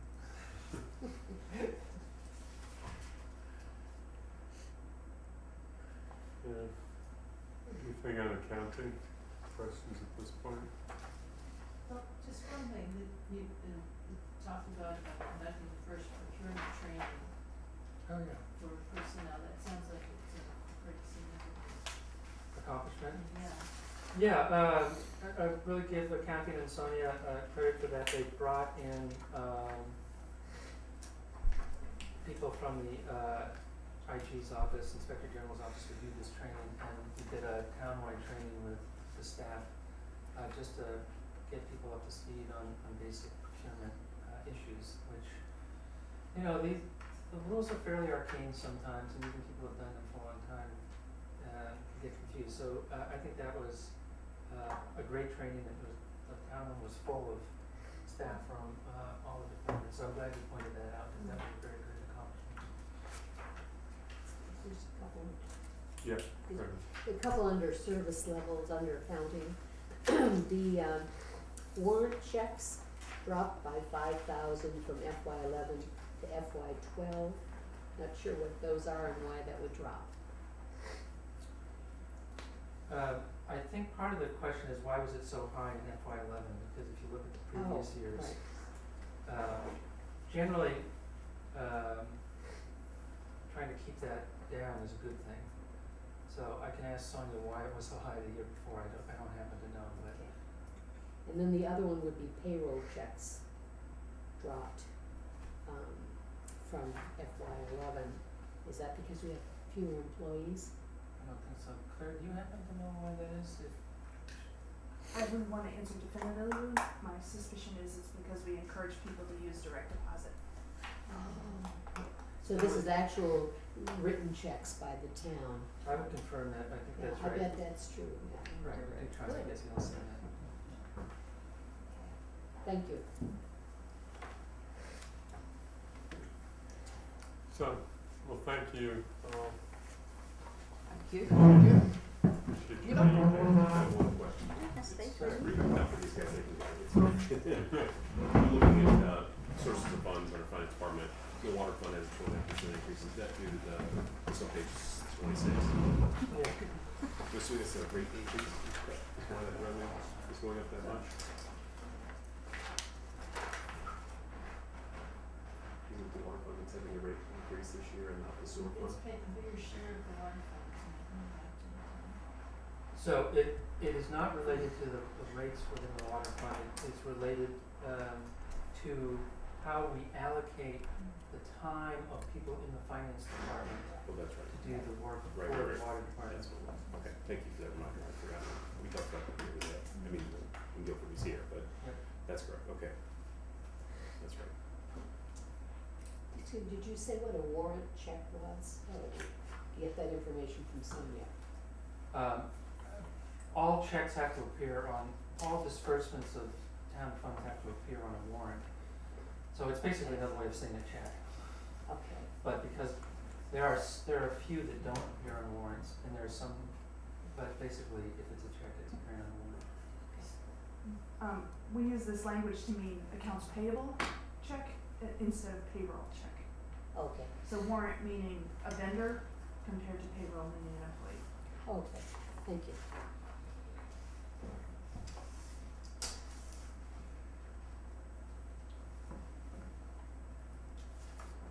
All right, So there's one other thing.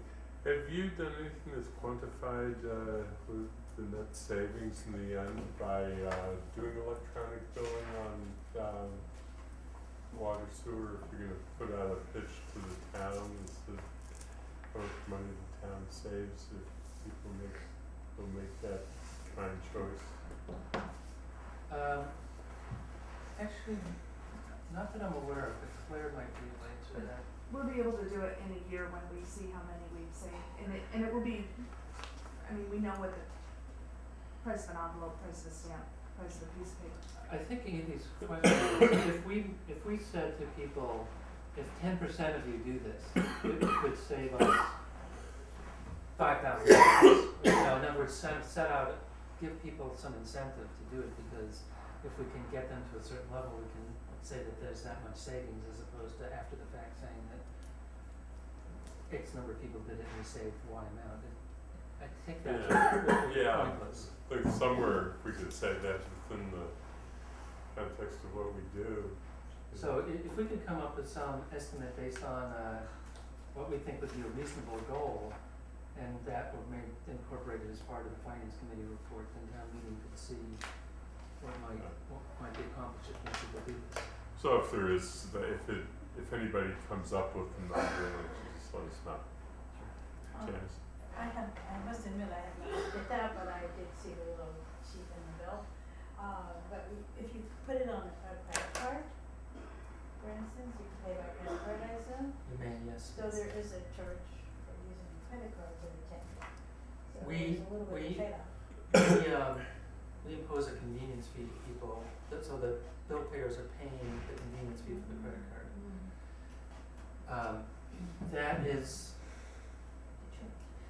well, it's an interesting issue. We discuss it all the time and go around and around on it. So the fees for credit cards are relatively high. You can do a direct withdrawal from your bank account, which is called ACH. That costs $0.25, which we Just started, right? to pitch to say that it is cheaper than a stamp. There's definitely some sentiment that maybe we should just waive some of those fees and encourage people to just do more electronic. I would say that's a matter of ongoing discussion. We don't want to, I think to waive those credit card fees because they're high would be a lot. At some point we might want to look at whether encouraging people to pay electronically would be a general win because it would save us money. So if we could get somebody to be totally electronic so we don't have to mail them a bill and they're paying through an ACH, we just email them a bill and that might be a good incentive then, right? But we have looked at what it costs us in those fees and what it would cost us to absorb them. And we think it's more convenient for people and it's still a better deal than having to buy a stamp, so. And you can get your bill electronically without having to pay it electronically. Just so if you're comfortable with a paperless bill, doesn't mean you have to go to an electronic payment method. And you can still walk into town hall and pay it. If you got it by email, sure. How many of these bills are going out? 6,800? How many bills go out for? Depends what kind of bill. No, oh, that's true. So real estate, for example, and then there's So you get mailed a real estate bill twice a year. twice a year? Twice a year. So it's For a 4 quarterly bills. bill, but it's sent out twice. You get your water sewer bill 4 times a year. Right. You So get an that's 6. excise bill once a year. There's 7. I guess that's mostly it. So 7 times the number of households, right? Or there's more than this, just the households. It's more than household, because, you know, Businesses. well, no, the thing is that Cars. because my wife and I have our cars in our names, we got 2. So that's We go to right. the same address. Yeah, so. And water and sewer bills would go to the properties that aren't paying property tax. Sure. So if everything went electronic, then all the, not only just the mailing, but also the administration of it, which is pretty expensive. Somebody has to stuff down the road. Oh, right. You know, Yeah, right. so you can have pretty, have you folks done the costing of that? How much it costs you? I mean, are you able to separate that out? How much it costs you to do all the mailings? We do know the costs. I don't know them off the top of my head. No, but so you know it, so Yeah. whatever the number might be. Sure. In this way, if you remove if you encouraged 70% of people to go electronic or 80%, then would it justify not charging them the convenience fee? It might. I think I think that's something to look at as we Okay. go down the road. Each of those bills has its own unique challenges. So water and sewer bills are sort of easy because you can send it to somebody, it doesn't matter where they live. A real estate bill, you're sending it to their home. And then you get some challenges if people move or if they change their email address, it gets to be a big deal. So we've been so that's why we started with water and sewer. Do you have to send water and sewer quarterly, or can you do it twice a year? Different communities do it differently. I think from a cash flow purpose, from a cash flow point of view, we like to have the money coming in so that we have a steady flow of money from water and sewer. Some places are even thinking, when I was in Newton, we were thinking about maybe doing it monthly. I frankly think that's too much. But, water and sewer going up over time, particularly in the eastern part of the state with the MWRA. If you just got one bill a year, it was a big bill, so people like the idea of splitting it into quarters and so forth, and so there's sort of that trade-off between the cost and the convenience versus how much sticker shock you have or cash flow problems homeowners might have paying those bills. Yeah. The quarter fee was just instituted recently, right? Because we used, it January wasn't, 1st. pardon? January 1st. Okay, and when I saw that, I thought, but you're right, it's less than a stamp and it's less than gas. So I thought, well, you know, if this helps, then it isn't a problem.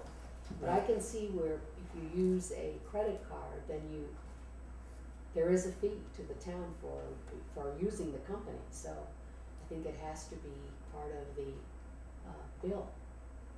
Right, and this quarter fee is because we're just passing on what we're getting charged. Oh, that was part of that too? They charge, that's right, you're using a service. Yeah, it's not like we're trying to make money off the deal. But Oh, you I could- thought you were. But every quarter counts. So, Okay. so if you, I'm just kind of, you obviously are doing a lot of thinking about it.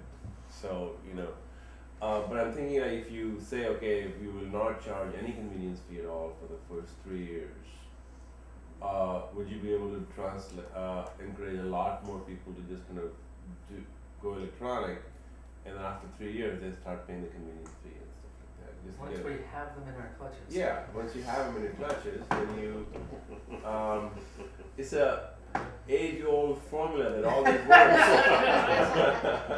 Well, we're testing it out right now because we had free ACH starting in 2005, and the vendor just added the 25-cent fee January 1st. So we'll be able to look at the volumes and see, in 6 months, we'll be able to look at the volumes and compare and see how many people did that deter. Who is the vendor? Is that part of that People's United Bank agreement? Or? In this case, it's Unibank out of Whitensville, Massachusetts. I know that we do this annual town meeting warrant article on giving you authority to negotiate with banks for services. There are no banks that will pick up the ACH fees, so that is a part of getting other services compensating. The article at town meeting is a compensating balance agreement authorization, which is different, but your point is the same. I could negotiate with Unibank to say, they, at 25 cents, they are the lowest cost provider that I've found for the same service. So, we're always watching, we're always seeing what's out there. But I've noticed, from my bills in Somerville, I've noticed these fees starting to appear. Mm-hmm. So I think it's an industry trend that the banks are. Yeah, no, they have to make money from their point of view, they have to make money somewhere, and they are hitting people with lots of little fees. I was aware that they were charging the recipient of the funds. Right. Well, they are now. Well, we're learning all the time. So do we want to go to the transportation fund? Well, how do you want to do this in order, Sandy? Yeah, why don't we just do transportation fund? Deb's been here all night. Okay. It's okay. It's my first time. Yeah, you deserve to go next. We'll turn to the transportation fund, which is on page, it's in the back of the book. The brown, it's page 163. Yeah, it's kind of, I don't even know what color this is. I was Gray. creative with, right. It's just roads are gray. What do you ask for? So, this fund is a sort of orphan enterprise fund, but Claire gets to talk about it tonight. So comes somewhat under her oversight. Certainly a lot of the financial operations in terms of collecting revenue through the parking meter system. It's the major source of revenue here, and parking tickets. It also falls somewhat under DPW because they maintain the parking lots and the meters and so forth. IT has a big role in that too. And then of course the police department, which oversees the parking control officers from one point of view, although again, they're probably spending as much time talking to Claire as they do to the police department. But so anyway, I just wanted to give kudos to Claire for being here tonight to represent this hodgepodge of departments in this department, and because I think she really is on top of what's going on in transportation and particularly the parking. She has spent a lot of time over the last couple of years looking at the implementation of our new parking meter system and working with the town manager and the business improvement district on user-friendly parking regulations. And in fact, it's going before the select board on Monday night for a few more tweaks to some of our parking regs. And having said that, Claire, what would you like to say about transportation? So I guess this is, we're just trying to have kind of a quiet year in this fund and not make a lot of changes. Sandy and John were able to present a balanced budget because of a couple of nice coincidences. If you look at page 169 in significant budget changes,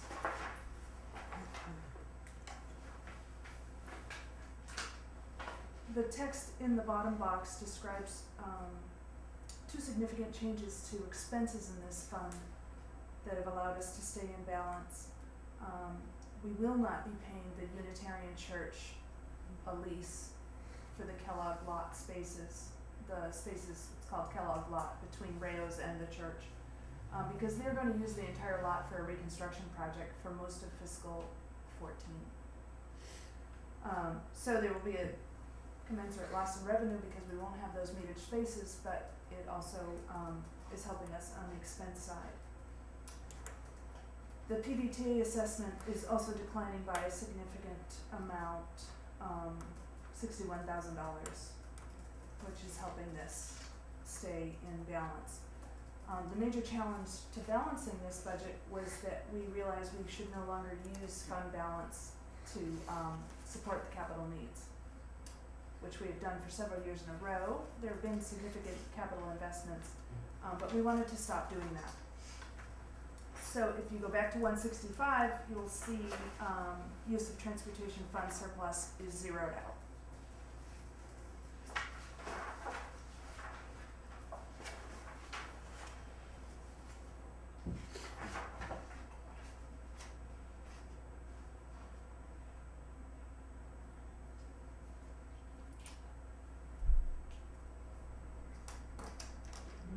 Yeah, go ahead. Is that a permanent decision, or is that just so you can build a surplus up of it? I think it's until we can build the surplus up again at some point, particularly as there are capital needs. You know, if you need to repave a parking lot or something like that, that would come out of that fund balance. But we're down to about $100,000 fund balance there, and so we need to start stop drawing it down. We've had some challenges, particularly last year, on the revenue side in this fund, as some of those lots were closed because of construction.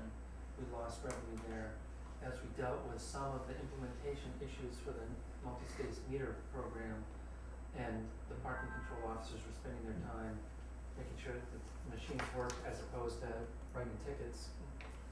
We saw a hit to revenue there. So we've been watching that pretty carefully. All the lots are back up and paved, and the meters are working and so forth.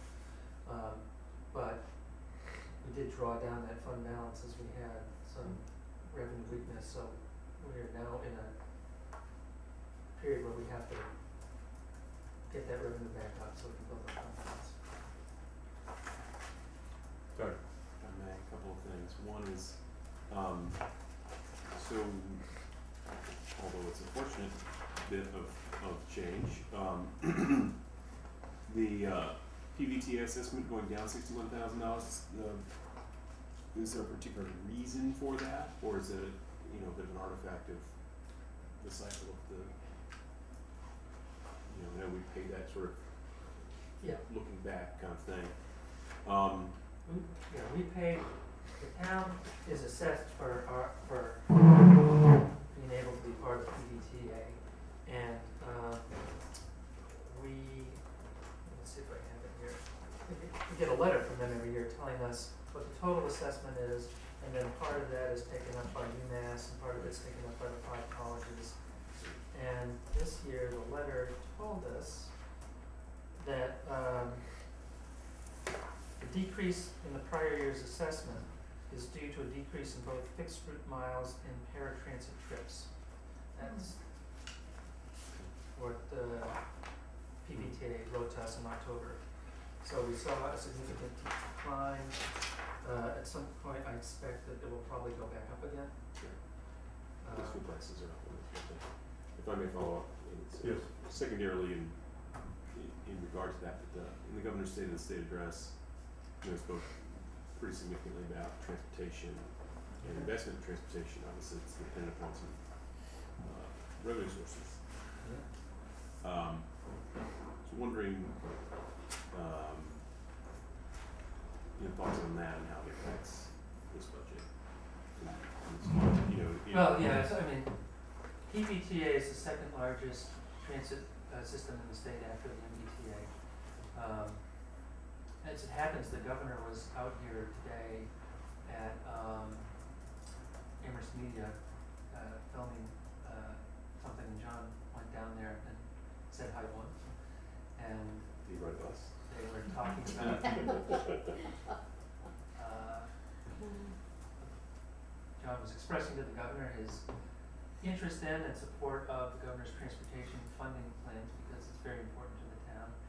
And he might mention PVTA, and the governor said to him, yes, PVTA did very well under that plan, didn't it? As we've said before, the proof will be in the pudding as to whether the governor's financing plan goes through. It's certainly ambitious. If it does go through, it will be a lot more money for PVTA. I know certainly PVTA does have plans to expand service if they get that money. So we haven't heard yet what the total budget impact to us would be, but it would be a very significant increase in their budget, and so it would be very interesting to see how they then translate that into their assessment. I have not heard a plan enunciated about how that would change, but I expect they probably would. So, yes.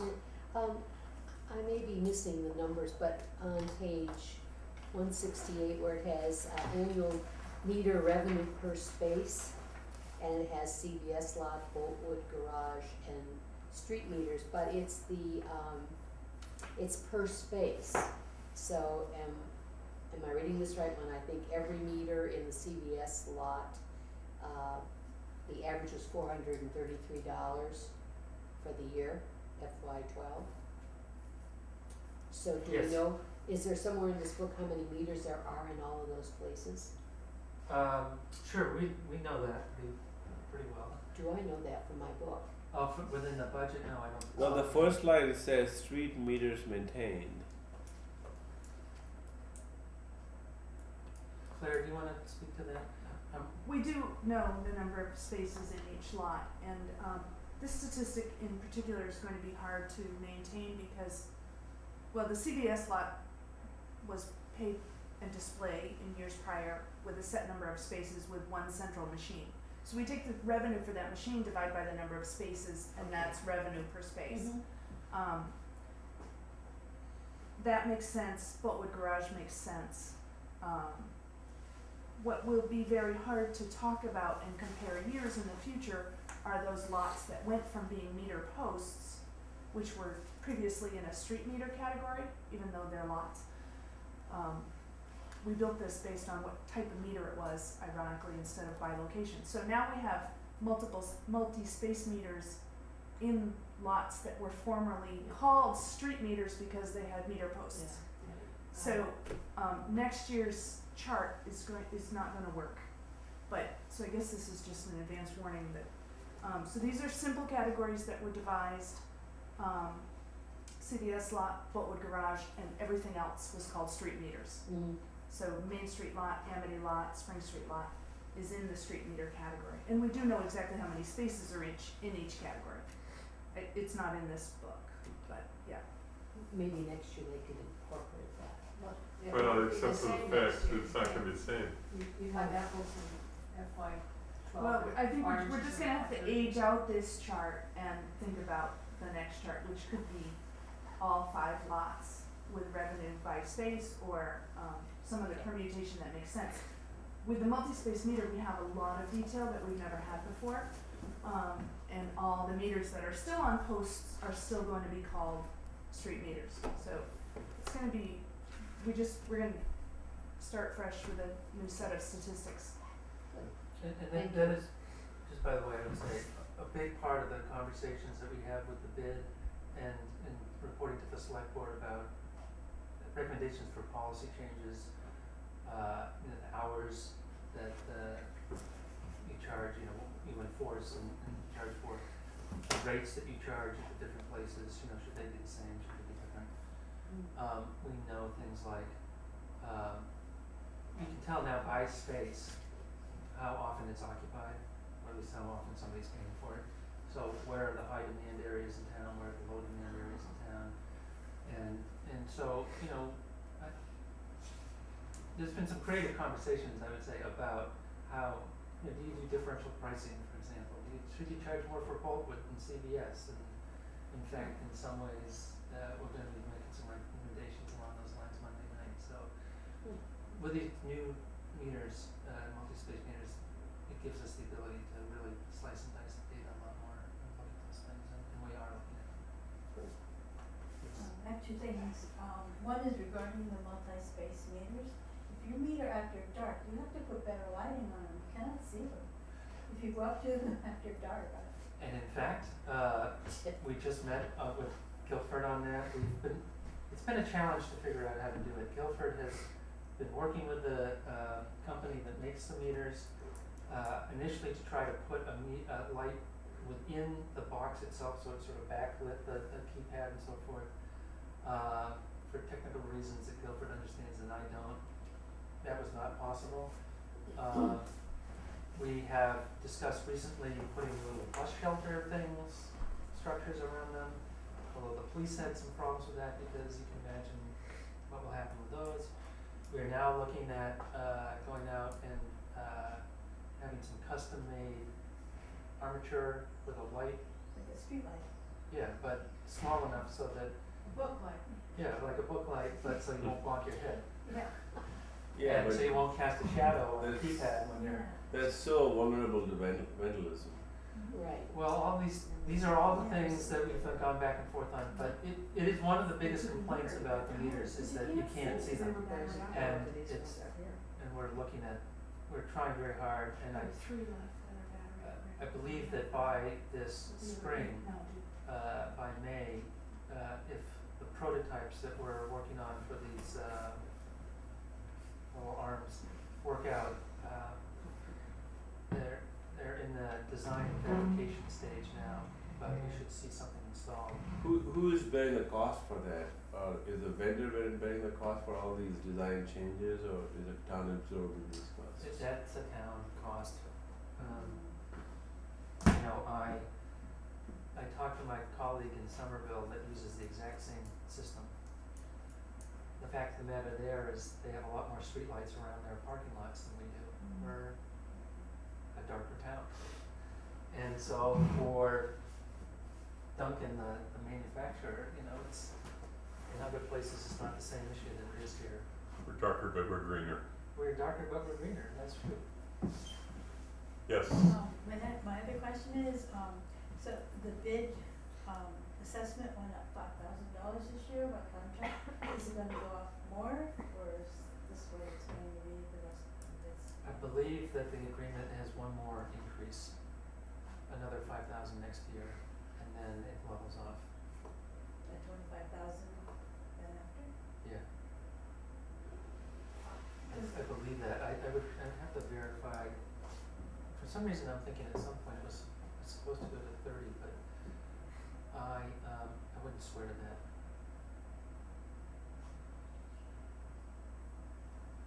Anything else?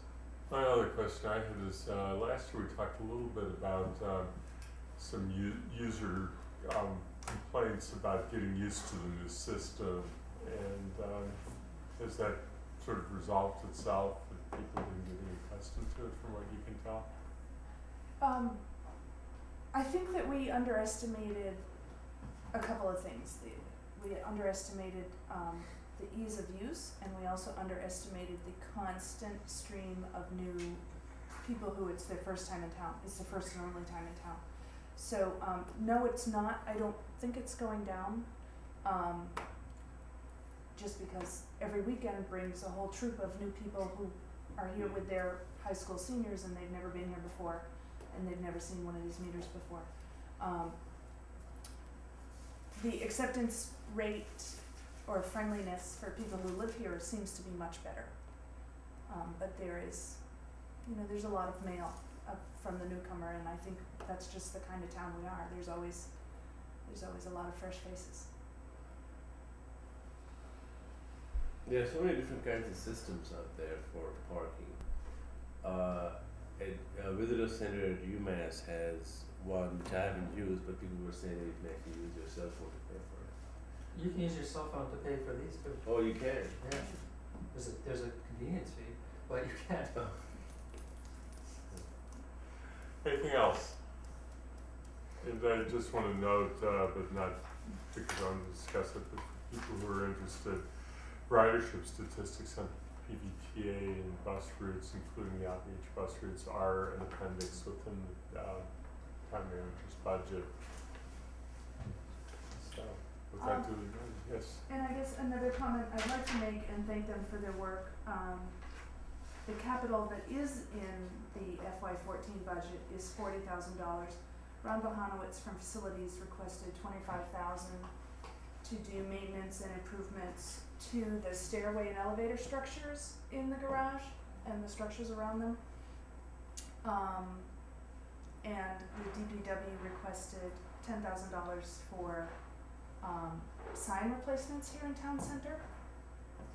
And we thank them for that work, as always. And there's also $5,000 for a safety grate in Boltwood Garage that I know nothing else about. Brian talked about that. Oh, we did? Okay, good. So, anything else from me? Thank you very much. I appreciate you being here, and I appreciate all you're doing. Thank you. So, thank you. Red Redway for her first budget.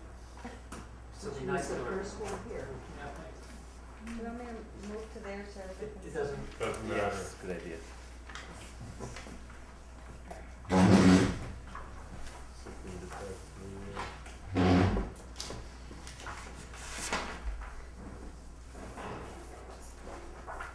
Good evening. I'm Deborah Radway. I've been your Human Resources and Human Rights Director since July. I have a short form presentation and a long form presentation. The short form presentation is my budget's down by 7%. Thank you very much. Do you have any questions? But my long form presentation is the budgets that are before you on page 30 through 32 of your book. And I'd like to just begin by saying that I wrote these 3 pages after I'd been here for 3 months. And the document serves as kind of a statement of what I think the Human Resources Department should be and how it should function in the future. What's before you is a little bit different than perhaps what you've seen before. So I wanted to just point that out. The Human Resources Department consists of me and a part-time administrative assistant who is shared with the Board of Selectmen and the town manager. For fiscal 14, I have proposed that the trust administrator position, which has previously been reporting directly to the town manager, be incorporated into the human resources function as the benefits and safety manager position. That position is fully funded by the health and workers' compensation trust funds, but it certainly is a partner to human resources. So that's why you see the dotted line in the organizational chart, is it's not funded by the human resources budget, but it's included in the human resources function. A mission statement that I have drafted, I would like to actually read it because although it's very wordy, it says what I think the mission of human resources should be, and that's to assist the town to fairly, consistently, and lawfully create and administer policies and practices that attract, develop, and sustain a motivated, diverse, high-performing, and innovative municipal workforce and work environment.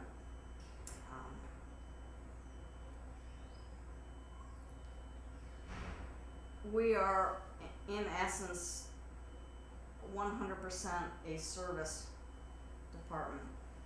We service, our goal is to service all the other town departments and boards and committees. One of the first things I did when I started the job was to propose to the town manager that I spend some time conducting a human resources, what's called a human resources audit of all town departments, which is basically to take a look at all of the human resources policies and practices and evaluate whether or not they're adequate, legal, and effective, and then take the information that I gathered and decide what policies or practices need to be created, revised, or improved, or discontinued. I did, with John's support, I spent an hour and a half to 2 hours with every department head in the town, interviewing them on about 20 different human resources practices, from how they viewed morale and the hiring practice and the orientation practice and the performance evaluation system, how they felt about training and professional development as it was occurring in the town, what are the opportunities for advancement and succession planning efforts that have been going on in the town, what are their feelings about the personnel procedures manual, did they have anything in it that they wanted to check, anything. I spent a good part of my first 2 months conducting that audit, and what you see here is the result of it.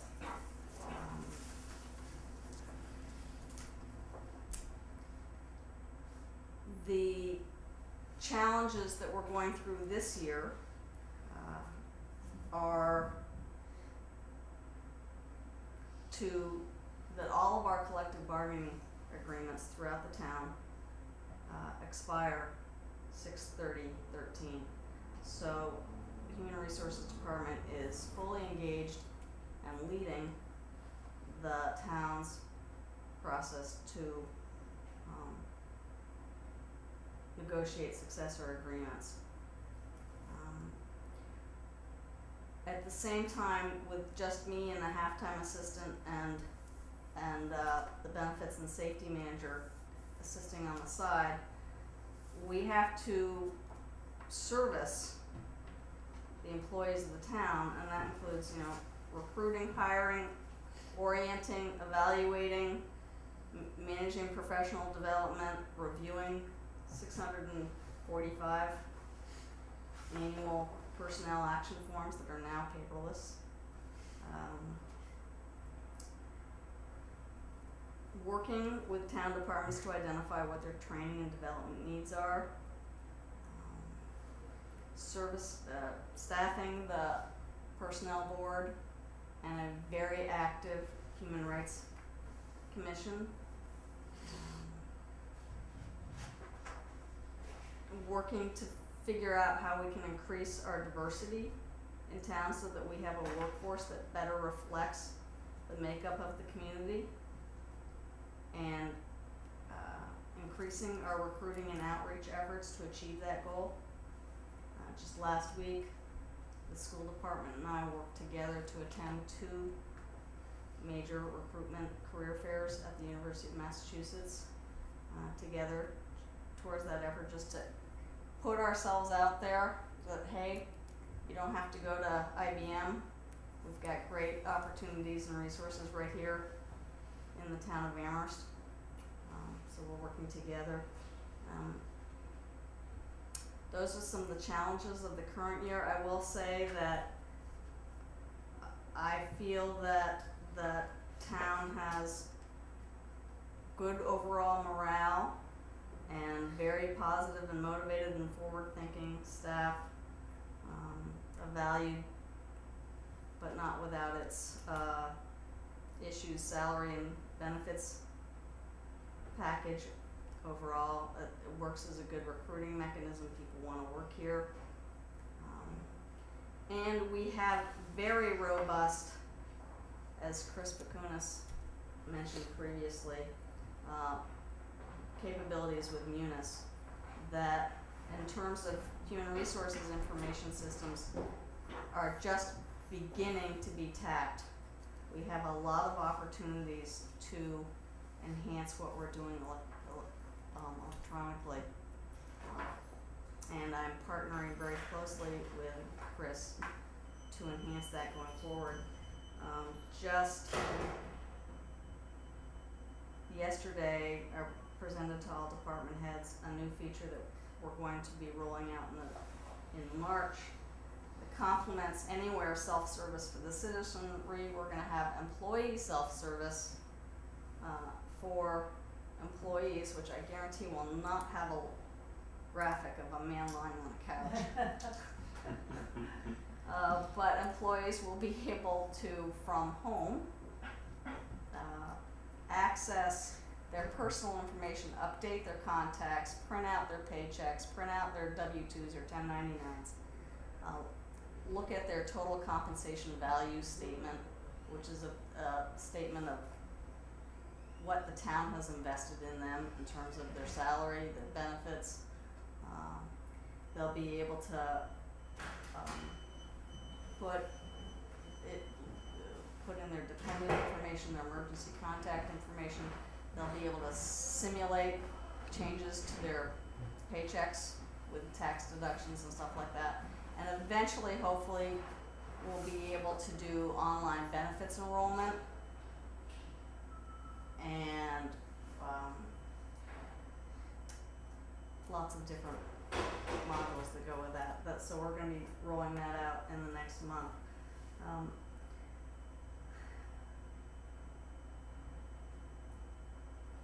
My fiscal 14 objectives are truly to continue to provide timely, legal, and accurate human resources advice and counsel to the town manager and department heads.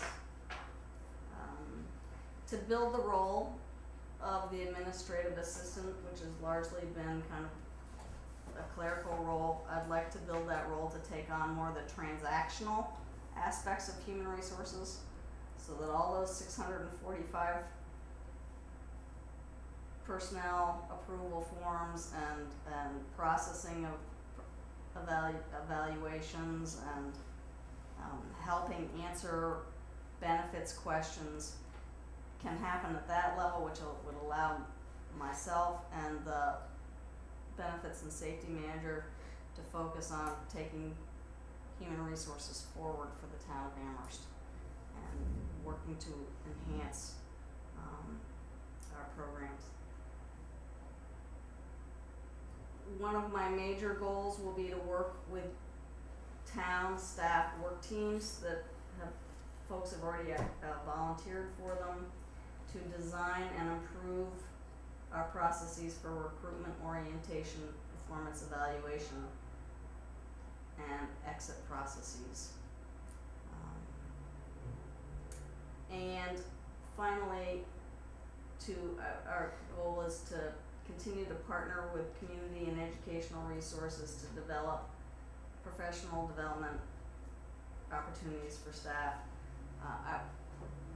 2 weeks ago, we launched in conjunction with UMass and the Massachusetts Municipal Personnel Association, a leadership and supervisory development skills training program for Western Massachusetts communities, of which we have 14 Amherst staff enrolled right now, and it's a 6-week training program, and we've got a guaranteed participation in fall and spring programs for leadership and supervisory training skills in the future. And we're also hopefully going to be working with some folks at Amherst College for safety training for DPW, fire, police personnel ongoing. And we're going to continue to support the work of the Personnel Board, the Insurance Advisory Committee, which is very active, and the Human Rights Commission. I guess I would just like to conclude by just thanking John and Sandy, who I share a cubicle wall with upstairs, and all the department heads in the town for welcoming me and assisting me to acclimate the town of Amherst. Okay, yes.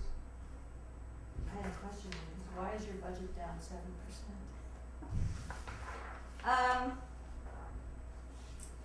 I think in kind of the transition year before I started, there was some extra consulting money because there was a period of time when there wasn't human resources leadership. And I know that John and I will continue to talk about what makes the most sense for human resources support staff going forward.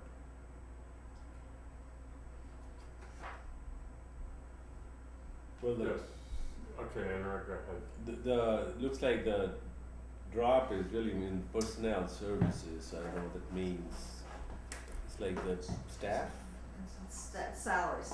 Okay, so that was the peak of about 151 in FY12. Yeah, I don't know what that was. So maybe there's somebody left or something. I don't know. Sandy? No? I was just seeing if I could look, I'll give you an answer if I can, but It's fine. I mean, it's not. I mean, I'm just noticing the drop of this past year was actually the drop was less than the previous year, which was a much sharper drop because of the personnel services. right, I think, You didn't ask this question last. And the number is large enough to indicate that maybe there was somebody left. Or well, we did have transition in that position and there were some Yeah. costs associated with that. yeah. Yeah, because, Marilyn, Who does the collective bargaining for the town? I see there's 27,000 in your budget. Sure, that's And is that you, is that? that's who? our labor council. Is that Koppelman? Yes. Okay. it's not So part it's of it's in your budget. It's separate from the legal expenses. When we get to legal, there are sometimes costs involved in Right. litigation around labor issues, but But this is the for. bargaining part is what you're looking at. Right, and Koppelman does the bargaining too. It does now, They yes. they- It just started this year. We used to have a guy who had done it for years as an independent negotiator, Mm-hmm. but he retired. Okay. So who besides Koppelman then is there? They just do the whole negotiation? No one from the town? Oh, you're there at the table? Yes. And you're at table and No. select board? No. How is yours set up? I was curious, compared So to the it's, schools. it's a, legal counsel is there most of the time, but not necessarily all the time. The HR director is there all the time, and the department head is there all the time. Okay, it's similar. So, okay. It's just interesting. It is interesting. Unless you've been involved in it, then I'm not sure it's interesting. Well, I've been involved in that before. Right. Yeah. No, I just want to acknowledge something, is that, from my years of running an organization, I have tremendous in the town for the, what looks to me like a fairly low number of grievances for the number of employees that we have, which is an indication of good management and good employee relations. Definitely something we strive for. It's something you can't control unless your employees appreciate you as an employer. So that's why I think that recognition is deserved. Other questions or comments?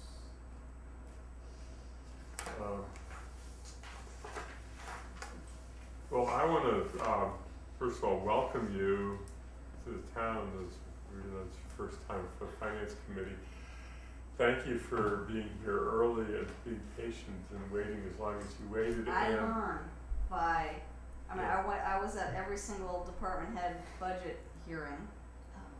And it's a really great way for me to learn exactly how all the departments function and allows me to service them. Well, next year we'll flip the order so we make sure that you don't have to wait and reward you for your patience this year. I don't think you're done with me quite yet. No, I don't think we are, because I think we are going to want to go on to employee benefits. But I did want to hit on the, since it was the end of the human resources segment. So you're going to present, obviously, this year, not Ms. Lugar. The employee benefits budget, I am ecstatic to say, the health insurance, which is by far and away the largest part of the benefits budget, it's 81% of the budget. For the second year in a row, we're having level funded costs for health insurance. Premiums have not changed since fiscal 11, I believe. And there's a tip of the cap to the very active Insurance Advisory Committee and to Kay's Logar, and who has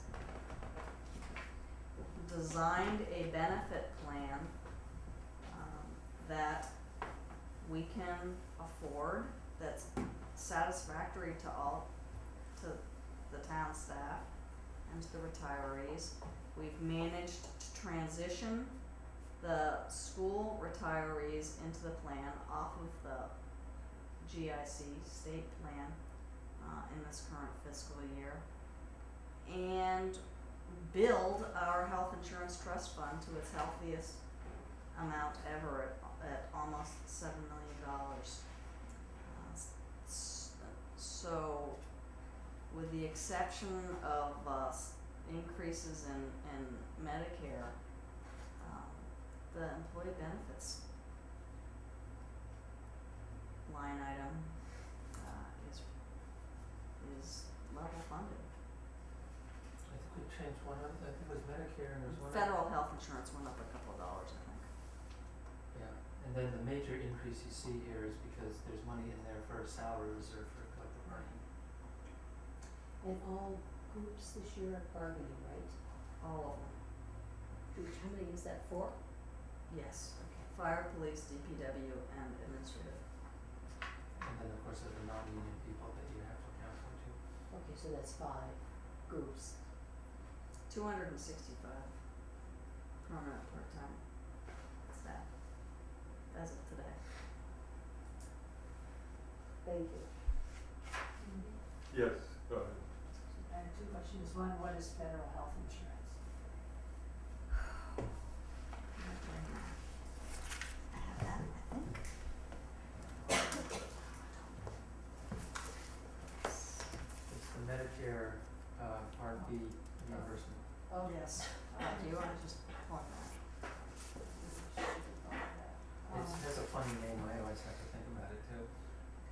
And the second question is, how many people, including the Pelham employees and the Amherst Regional School District employees, are covered in the healthcare trust fund? Do you know that? 34. What? On page 34, I think. Health insurance, family coverage, that's the number of plans? So family, 700 and, well, let's see, so you add the first three categories. And that includes the regional schools? That's the question. It includes the No, element, Elementary. Department of Ministers Health and Home, yes, it does. It says it No, there. it's all on. well, is it, I'm sorry, you're right. Oh, it does. It's And all on. 955 people. It's 955 people, not employees groups. No, I think that's plans. That's not No, the amount of people. That's That's- plans. That's Right. plans. So Correct. family plans have anywhere from Right, 2 to. yeah. Right. I wonder if you Yeah. had an idea of how many people. I can get that for you. I don't have that off the top of my head. Would that include children? Yeah, Or just- yeah. Yeah, we know from our healthcare consultant how many covered lives we have, we look at 3Ps when we set the Yeah. rates and all that stuff. But I it's just- not generally how we track enrollment. Because it's not out of plans. I just wanna make my annual statement that I think this is a very tiny group and which could potentially, although the experience has been so good that I hesitate to say it this year, but such a small group, is open to more risk, I think. I know you So have pretty to sure against the risk, Yeah, right? don't we insure? That's I not know, but possible. if you use reinsurance, then it costs more to buy reinsurance. So, Yes, Doug. If I may, so in that same chart of service levels, there's a flexible benefits. Is that FSA for like dependent care or? That is not, boy, that confused me when I started. Okay. So what is flexible benefits? Sandy, help me out here. I think this is the number